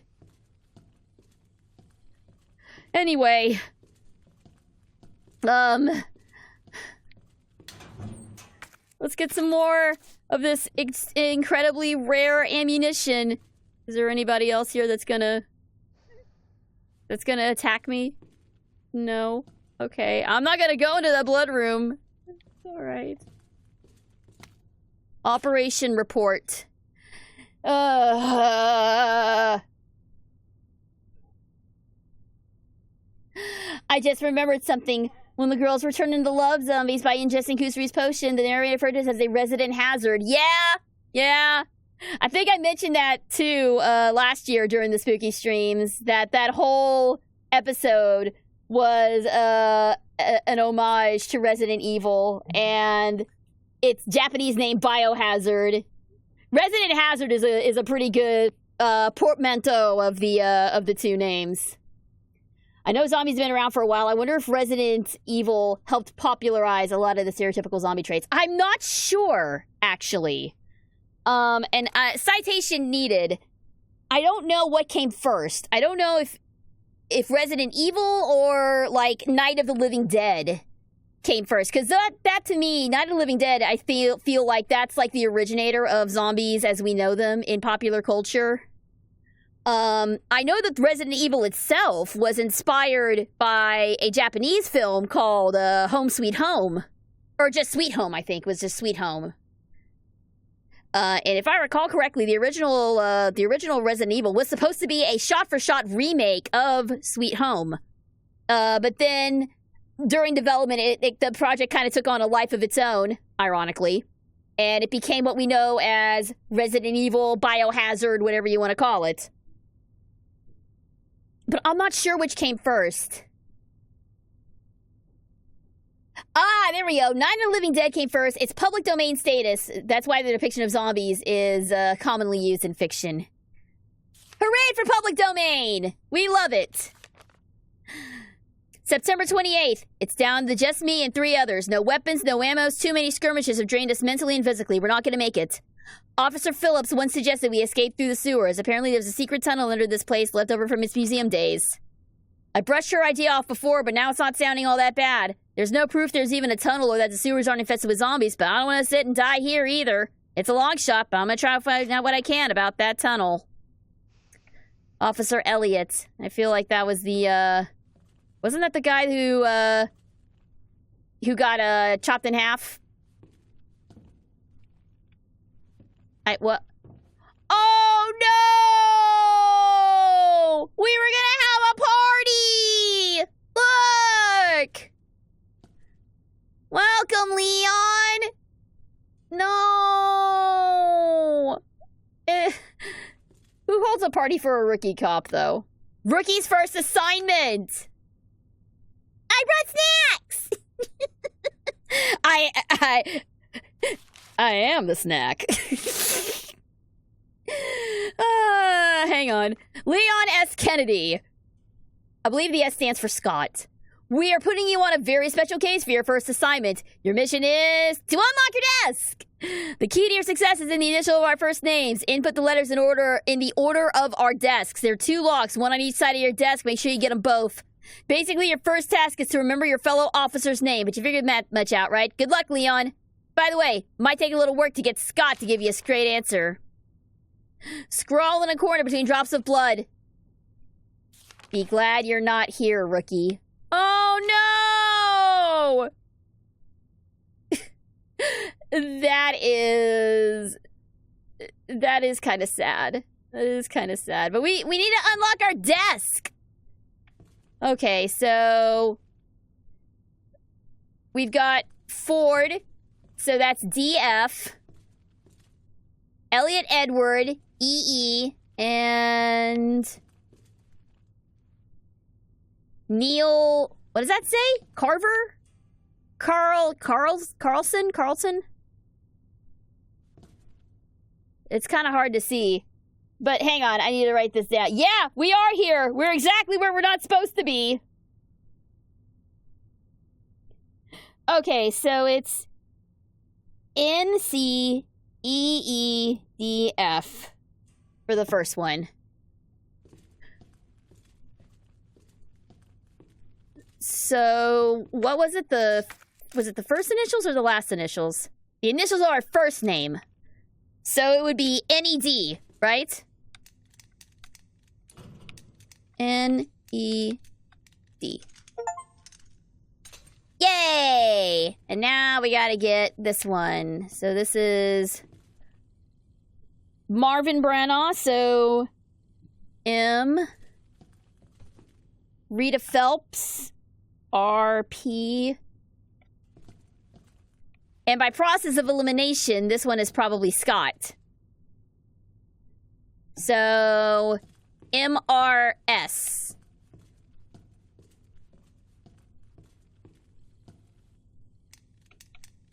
So M R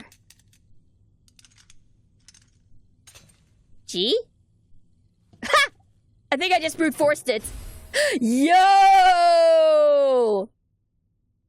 Thanks, guys! What a great welcoming present! I appreciate the mag! Okay, so I think what I can do now is I can go in and 9. Yeah! Ba-boom! We are good, baby! Alright. I mean, we're good for now. But let's see here.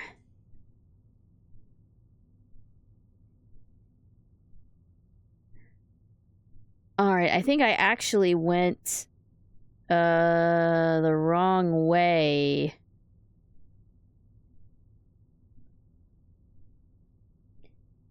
The West office. I'm in the West office right now. In case you guys can't tell, yes, I am consulting a guide. I'm not good at this.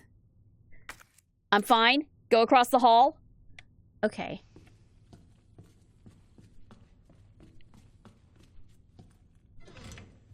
Alright, so there's... Oh! Go away! Go away!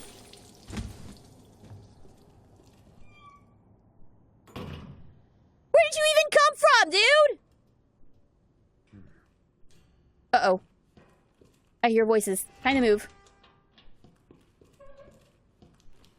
Okay. And now we're in the... somewhere. Safety deposit room, I believe. Storage locker terminal memo. It appears the keypad to the locker's terminal is missing a few keys. I suggest the person responsible for space finds some spare keys and fix this right now! You know who you are, you bastard! Who else would F it up this badly? Okay. So, there is a... Ooh. No! I want it! I want it!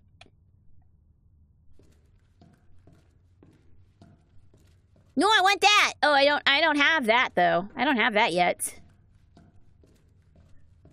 That's for later. That'd be good to have right now, though. Don't know what that is, but sure. A knife, sure. Gunpowder, sure. Give me all the things. Oh. Okay, well, I can... We're missing the 2 and the 3... We're missing the 2 and the 3, so the good stuff is not taken, but... What was it, 109 for the, ammo?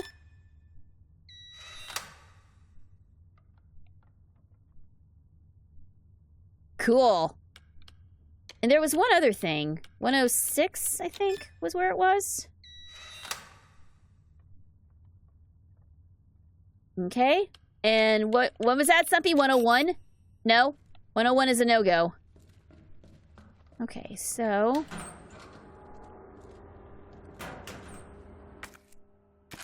I'll take the bullets. And I'll take... the roll of film. Why did the music pick up? Why did the music pick up?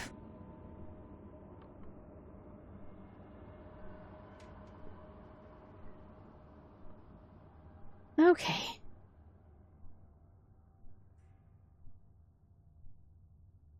I think we're okay.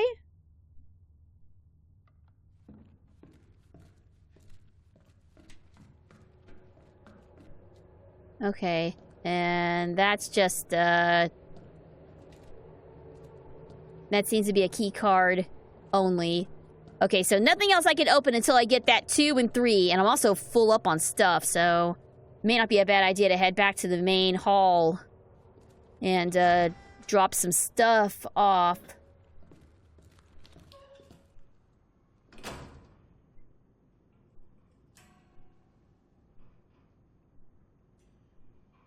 Okay.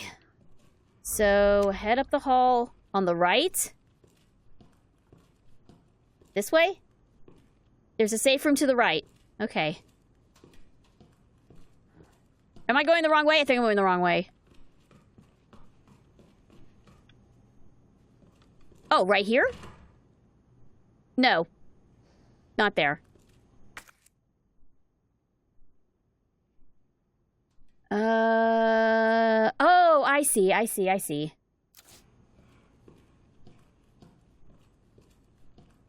So I need to go... It's down this way. Yeah, you're probably gonna bust through, aren't you? You're gonna bust through, aren't you? No? Are you good? No, I feel like if I get too close, you're gonna bust through. My inventory is full. Combine. Okay. Hey, it's a safe room. Beautiful. All right. Store that. Keep one of these in reserve. Keep one of those in reserve. And we're good. All right. Cool, cool.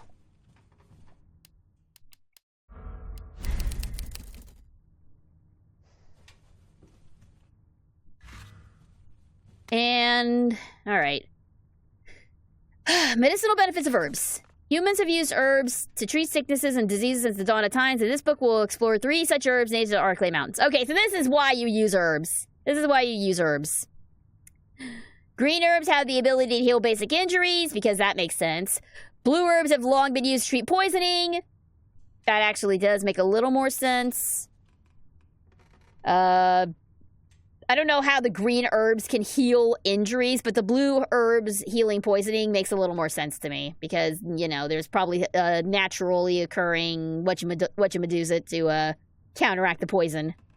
As for red herbs, while they are visually appealing, they offer no medicinal benefit, or so it was thought until recently. It's well known that combining herbs together blends the heightened herbs' effects. The red herbs can play a big role if mixed properly. According to one doctor of Asian medicine, mixing blue and red herbs together produces a break that will straighten one's constitution. Further research yielded fascinating results. Great. Love it. Are there presents in here for me? Yes, there are. There are presents in here for me. Lovely. I love it. Thank you. Thank you. I will take them. I will take them. And I will put the gunpowder in here real quick. There we go.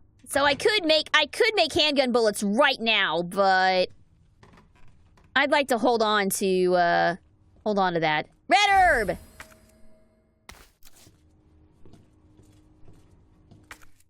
And then, okay, I can use the film here. Film contains evidence. Do not leave out. Cool. All right, so while we're here, let's see what's on our film.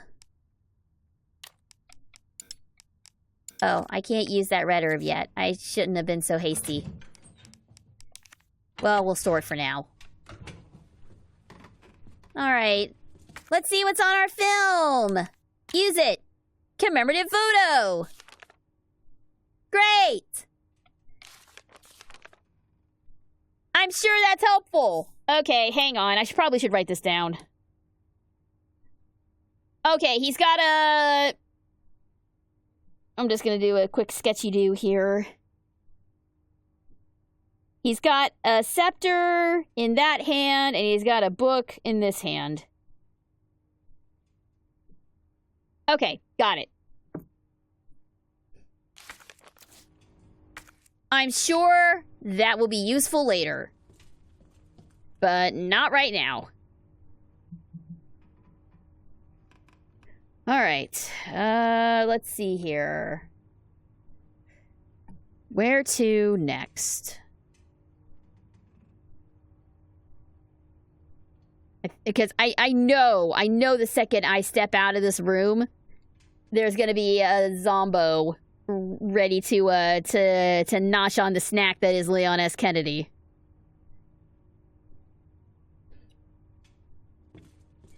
I just know it's gonna happen.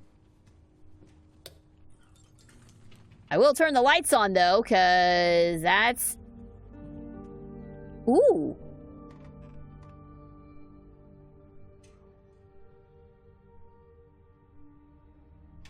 Oh, that's nice. Save room music. Ah. Okay.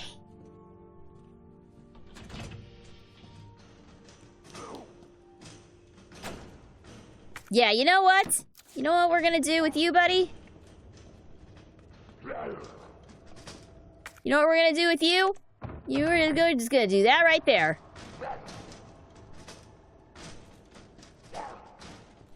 Okay.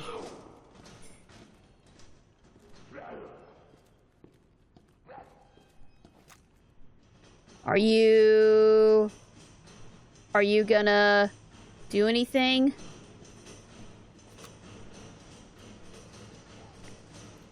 No? Okay, you're fine.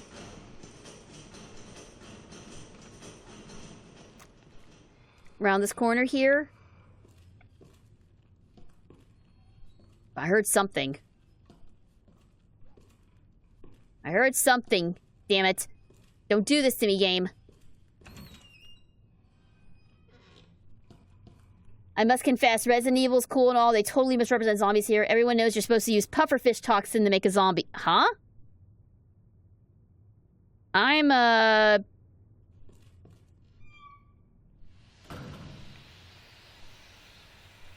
I feel like I shouldn't be in there right now. In fact... Aha! I almost missed this.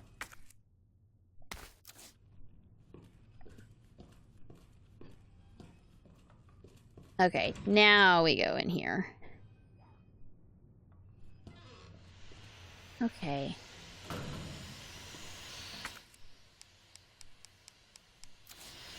Okay, not going through... Okay, not going through there. Not going through there. Alright, so then... A portable safe! That seems like a useful thing to have. Portable safe instructions. Press a button to light up the corresponding lamp. Light them all up to open the... Whoa, wait, hang on. Press a button to light up the corresponding lamp. Light them all up to open the safe. The button must be pressed in a certain order. Pressing a single button out of order will cause all the lights to go out. You'll need to start the sequence over again. Okay. Well... Shall we give it a try? Hello, shotgun shells. I can't use you yet, but I appreciate you being here.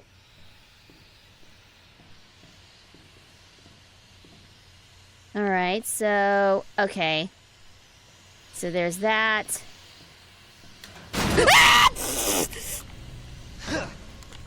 You absolute punk!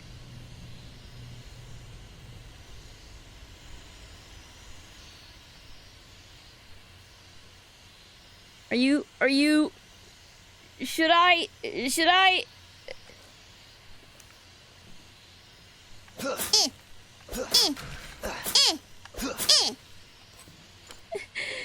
Stay there, damn it! I hate this.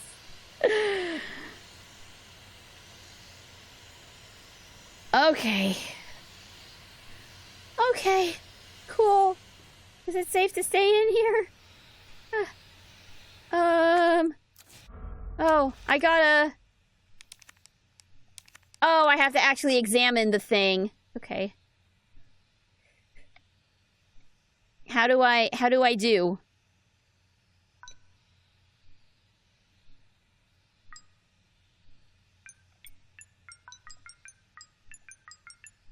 Okay, hang on a second.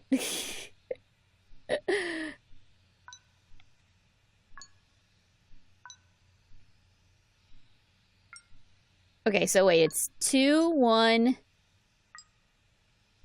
All right, hold on a second. We're doing this old school, guys. I am actually like sketching out a grid here. So 1, 2, 3, 4, 5, 6, 7, 8.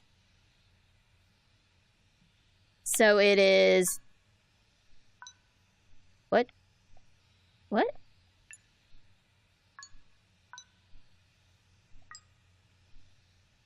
Okay.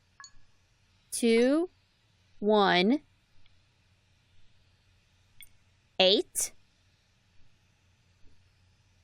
2, 1, 8, 7. Okay, nope.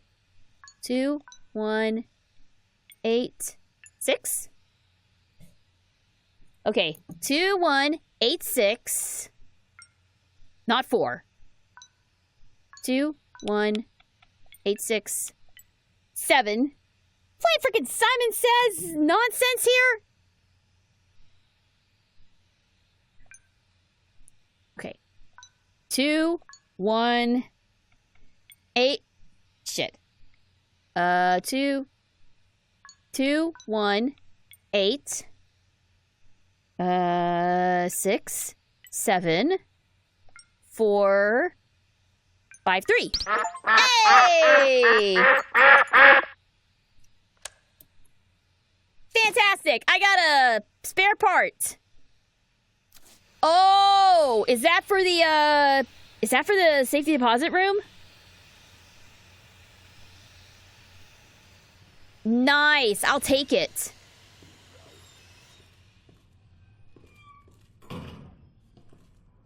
It can be either a 2 or a 3. All right, well, I'll have to go back down and see which is more useful to me.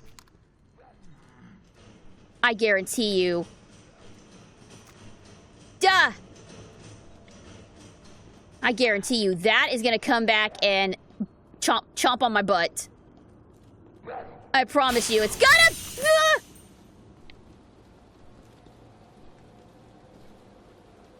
Yeah, I knew it. I knew you were gonna try something. I knew you were gonna try something, sir. All right.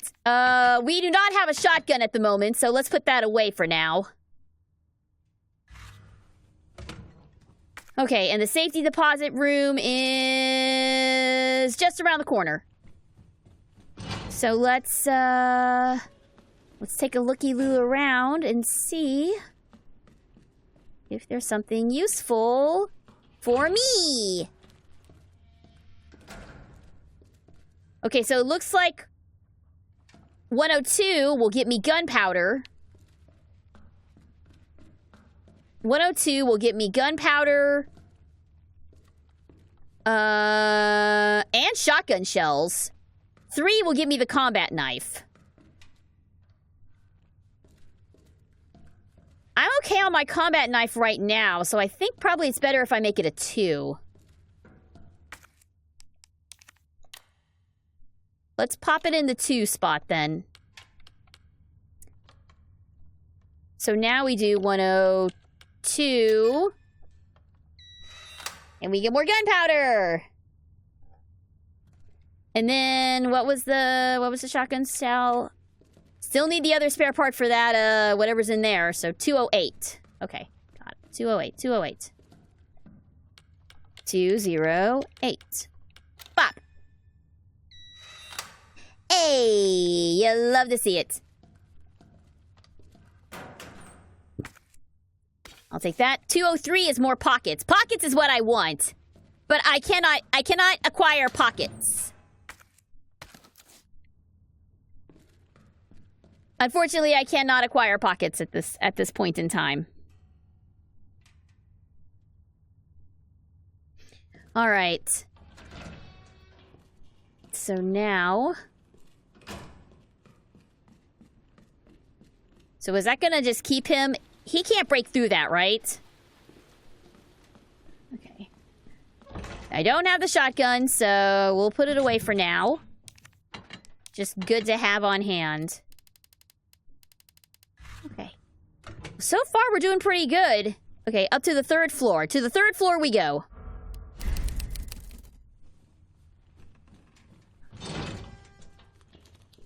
All right.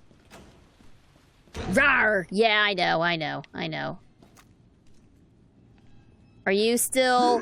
Shit, what the hell?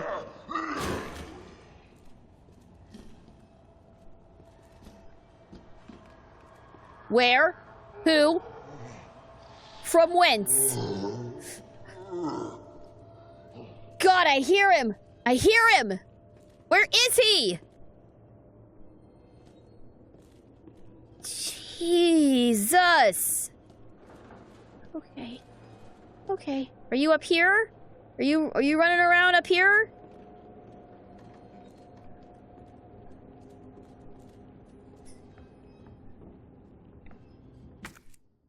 I'll take the bullets. Thank you. Thank you. I'll take them. Oh.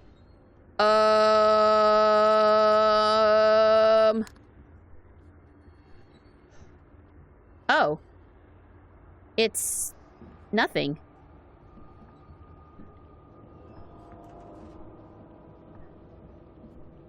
I saw that and I thought it was a thing, but no, it's just a mannequin. It's just a stupid mannequin. Damn you, mannequin. You got me again. Gee! We've seen that marking before.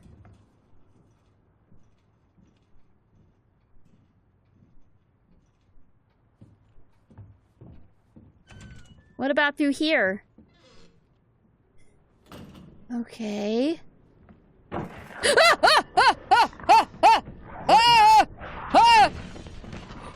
What the hell was that?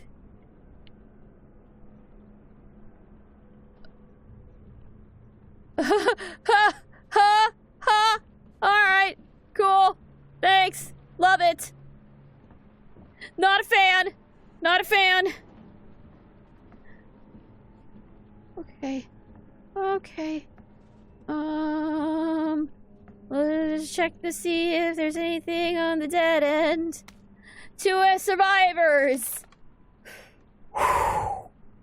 Consider this a gift for anyone still unfortunate enough to be alive. Keep your eyes peeled for those creepy fucks that look like they were skinned alive. Lickers, we call them.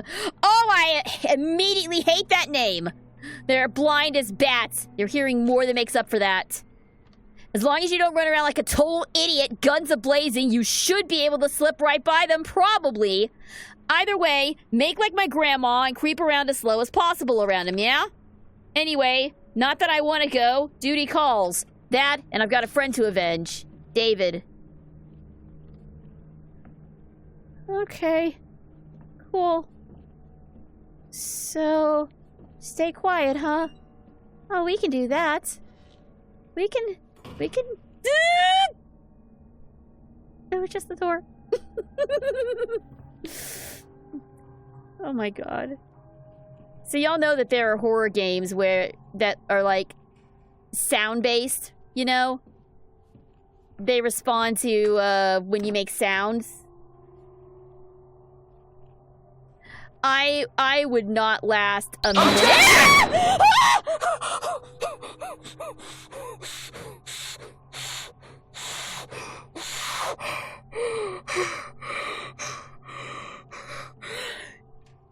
Stumpy! Sir! I am so mad at you right now!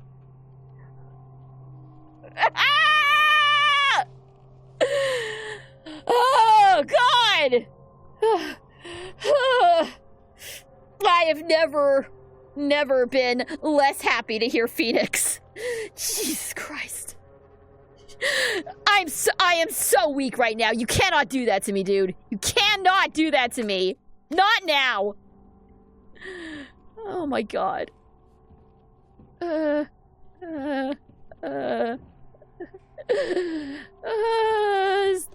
think you can say Stumpy's an imp. Stumpy sure is something, isn't he?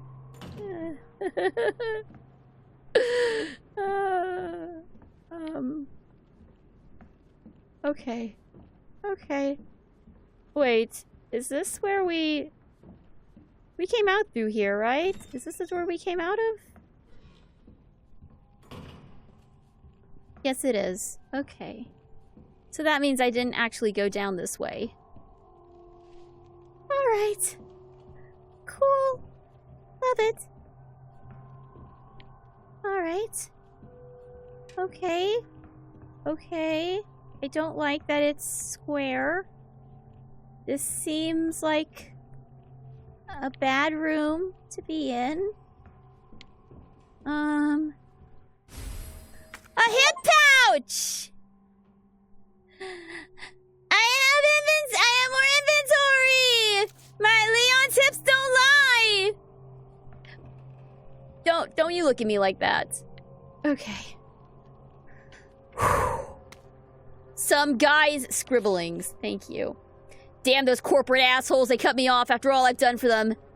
If that's how it's gonna be, so be it. I'm gonna have a fun of my own as the world goes to shit. I boarded all those filthy pigs up in a steel pen and set some D4. All I gotta do is detonate it. It's cyanide, suckers. It's no fun if it's over too soon, so maybe I'll give that one raving loon something to really squeal about. Maybe I'll give him a little toy and tell him, kill the guy next to you and I'll spare the others. I wonder what he'll do. You yell about justice and pride, but how many times did you go against me, your own superior? Yeah, you're such a good cop, so good you had to die. Man, is this fun. I need some music for this. Jeez! So who are the real monsters here? The zombies or that guy? Hello, Kid Anime! Welcome, welcome! Thanks so much for tuning in! Do I do anything with this? I can't do anything with that. Okay. The writer of these notes is having a mental break. It's not all the same guy. It's not all the same guy. These are being written by different people all throughout the station. But yes, pretty much everybody who's writing these notes is on the verge of some sort of mental collapse. Okay. So let's go through here. Oh. Oh, wow. Again, this has no place being in a police station. Leon, it's Marvin. I need you back here ASAP. Are you okay, Marvin? I've got something to show you. It's important. Copy that. I'll be right there. Okay, alright. So...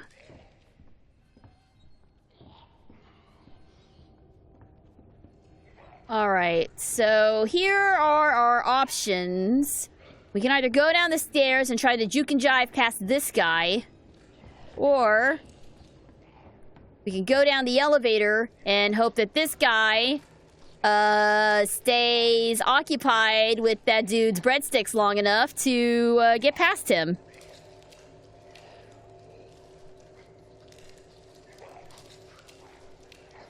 I'm sorry, SGG. I love you. I promise it'll only happen one more time. It shouldn't happen at all, sir, but thanks.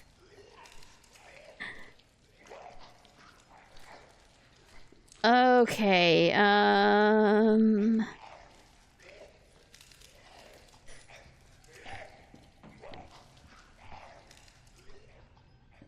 could also go through this door, but I feel like...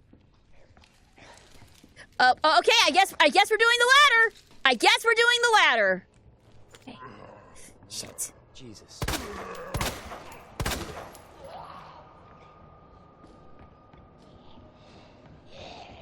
Okay, screw it! We're going! So much for the stealthy approach. Bye! Yeah, y'all have fun in there. Yeep. Okay. Marvin, what's up, buddy? What do you want to show me? Ooh, he's still not doing good. Come here. Take a look. Yes. I knew she'd It's make Claire! You know her? He's okay. Yeah. Name's Claire. I came into town with her. You can get to that courtyard. Through the second floor. East side. I'm on it. Thanks, Lieutenant. Okay, so I actually missed something. I actually do need to go back through the library. I actually do need to go back up there because I missed something very important.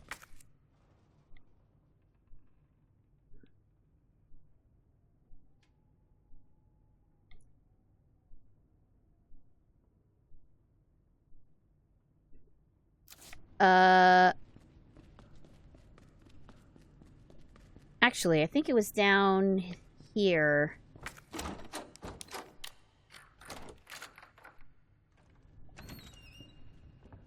Oh, nope. Not through here. Okay, never mind. But that's an interesting little shortcut.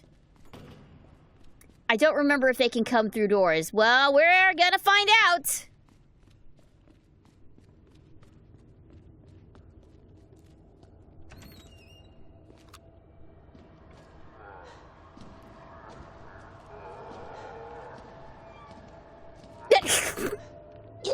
Oh, hey, hi!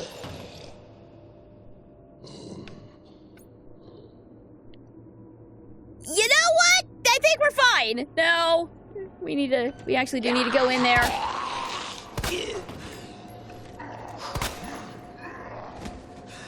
See this? We call this the door cheese.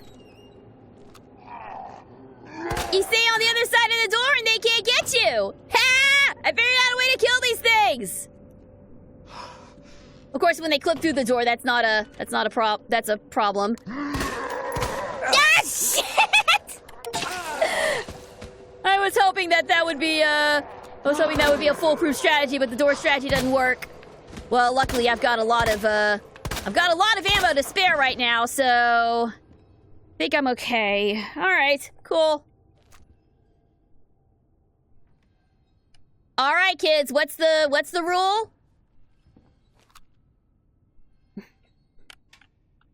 Why won't it let me do the... Did I de-equip my knife? Oh, no, my knife is gone! Oh, there it is. Phew. Okay. That's right, I forgot I had to fish it out of the dude first. All right. Double tap. Double tap. Yep.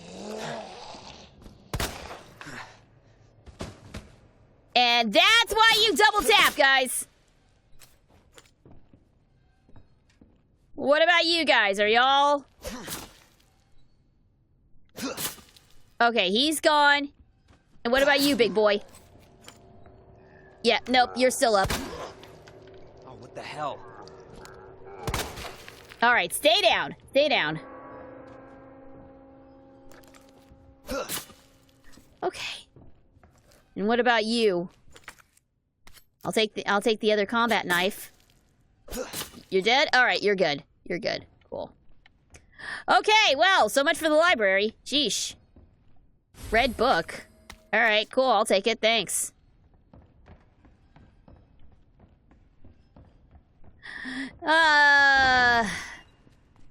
Okay, so the door cheese doesn't always work, but sometimes it does. Sometimes it works. Didn't Leon die during a Resident Evil playthrough I joined pretty late at? If you're talking about RE4, there were many deaths that occurred there, but so far, our Leon hasn't died yet. 'Cause I'm a good little boy. I'm a good little boy who knows what he's doing.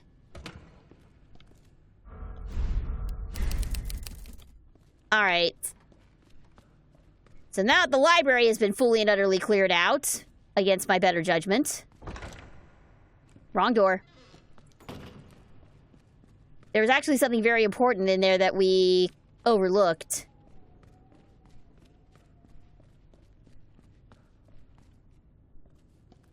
Or was it over here?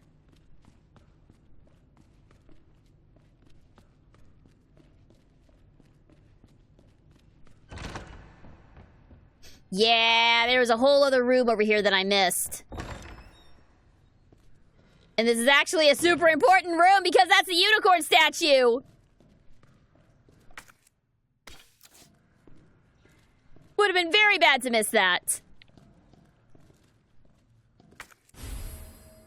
And the upper floor map, too. All right. So now we can do the unicorn statue. So let me go back and see. It was Officer's Notebook. Unicorn is fish, scorpion, water. Fish, scorpion, water. Okay, so fishies, scorpion, water. There we go! Unicorn medallion acquired. Fan-friggin-tastic. Okay.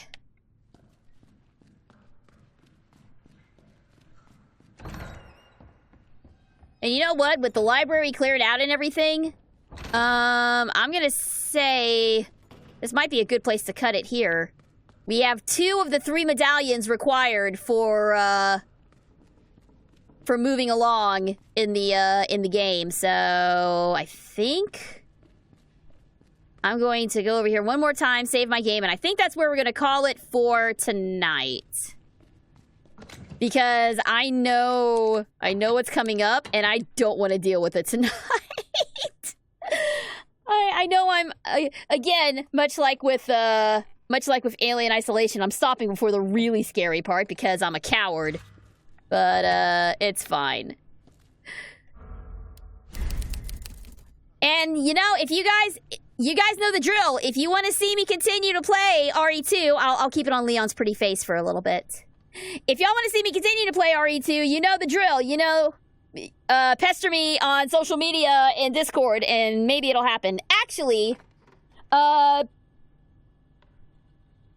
is going to be one of the games up for contention for continuation. So, now that we've gotten to the end of spooky season, it is time now to choose which game is going to be up for contention. So for now, we're going to leave Leon in the, we're going to leave Leon here for the time being.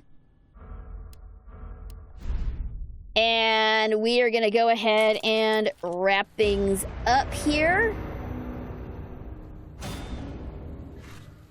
Okay, exit. There we go. So that I can actually use my stuff again. Come on. Will it let me do it? There we go. Cool. All right. There we go. I think that's enough Resident Evil for one night. And that is going to wrap up this year's spooky streams. Oh, boy. I hope you guys have enjoyed it. I hope you guys have enjoyed seeing me get the snot scared out of me for an entire month straight. But starting on Saturday, we are back to our regularly scheduled nonsense. So the next stream is going to be on Saturday. We are continuing Super Shadow Saturdays. We are continuing with Sonic Shadow Generations. Probably going to end up beating Shadow Generations tomorrow. Not tomorrow. Friday. What is today? Today's Thursday. Saturday. Probably going to end up beating Probably going to end up beating the game on Saturday. We'll see. My brain's a little frazzled from the fright, so give me a second. And if we do end up beating Shadow Generations on Saturday, we're going to just jump right into Sonic Generations from there. And just go on. Of course, Gay Lawyer Sunday, on Sunday as well. Monday, we're going to be starting a new game. We're going to be starting Paper Mario 1000-Year Door Remake. To answer your question, yes, I did want to bring that up. Then the reason that we're doing the remake is for 2 reasons. One, I have been waiting to play the remake. I finally got my hands on it. Thank you very much, 22 Boots, for your generous donation. So I want to check it out. I want to play it. We've already played the OG Paper Mario. Let's just jump right into the sequel. And secondly, the strike is still ongoing. Even though Sega and Studiopolis have signed the interim agreement, we have not gotten confirmation if Atlas has signed it. So until I get confirmation that Atlas has signed it, long story short, we're not going to get to Persona 5 until next year. I know that Paper Mario is going to take us a little time to get through, so no P5 until 2025. Hopefully by the time we finish Paper Mario 1000-Year Door, the strike will be a thing of the past, or Atlas will have signed the interim agreement, and then we can go back into P5 after Paper Mario 1000-Year Door. So that is going to start up on Monday. Hope you guys tune in for that. I'm very much looking forward to it. I hope you guys are as well. And then Thursday is a little bit up in the air. I'm going to be out of town for a few days, and I'm coming back on Thursday. I don't know how I'm going to feel, so there may or may not be a stream on Thursday.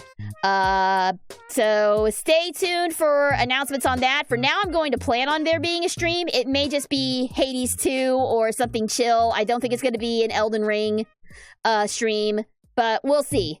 So, you know, I will let you guys know. It depends on how I'm feeling when I come back, so fingers crossed. The remake is fantastic. You need to stream it. I know! I'm looking forward to it! I'm so excited! 1,000 Year Door. Monday. Can't wait. As always, you guys can keep up with me on my socials on Blue Sky, on Twitter, for now at least. YouTube, Instagram, TikTok. I'm all over the place. Y'all know where to find me by now. And that's gonna do it. I hope you guys have a very, very happy Halloween. Have a great rest of your evening. I am getting the hell out of this cabin. I've had enough of these scuff ghosts. We are gonna be back in Studio SGG, our good home sweet home, on Saturday. So look forward to that. Until then, this is SGG signing off. Happy Halloween. Stay super. Stay fearless. And I'll see you guys on Saturday. Bye, guys.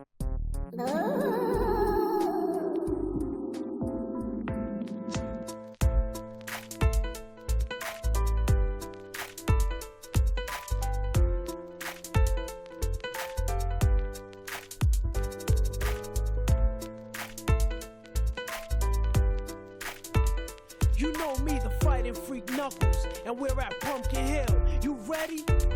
I ain't gon' let it get to me, I'm just gon' creep.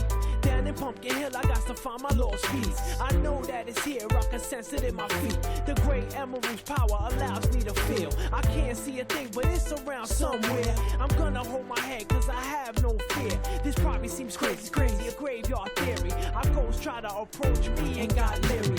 Ask him a question and he vanished in a second. I'm walking through valleys, crying pumpkins in the alley. Didn't seem happy, but they sure tried to get me. Had to back them up with the fist metal crack 'em. I'm hearing someone saying, you a chicken, don't be scared. It had to be the wind, cause nobody wasn't there. I searched and I searched as I climbed up the wall. And then I started to fly, I went in deeper. Let it get to me, I'm just gon' creep. Down Pumpkin Hill, I got to find my lost piece. I know that it's here, I sense it in my feet. The great emerald's power allows me to feel. I can't see a thing, but it's around somewhere. I gotta hold my head, I have no fear. It probably seemed crazy, a graveyard theory. A ghost tried to approach me, he got leery.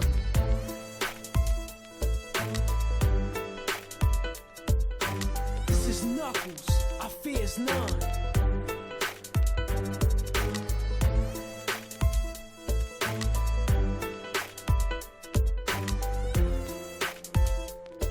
It's real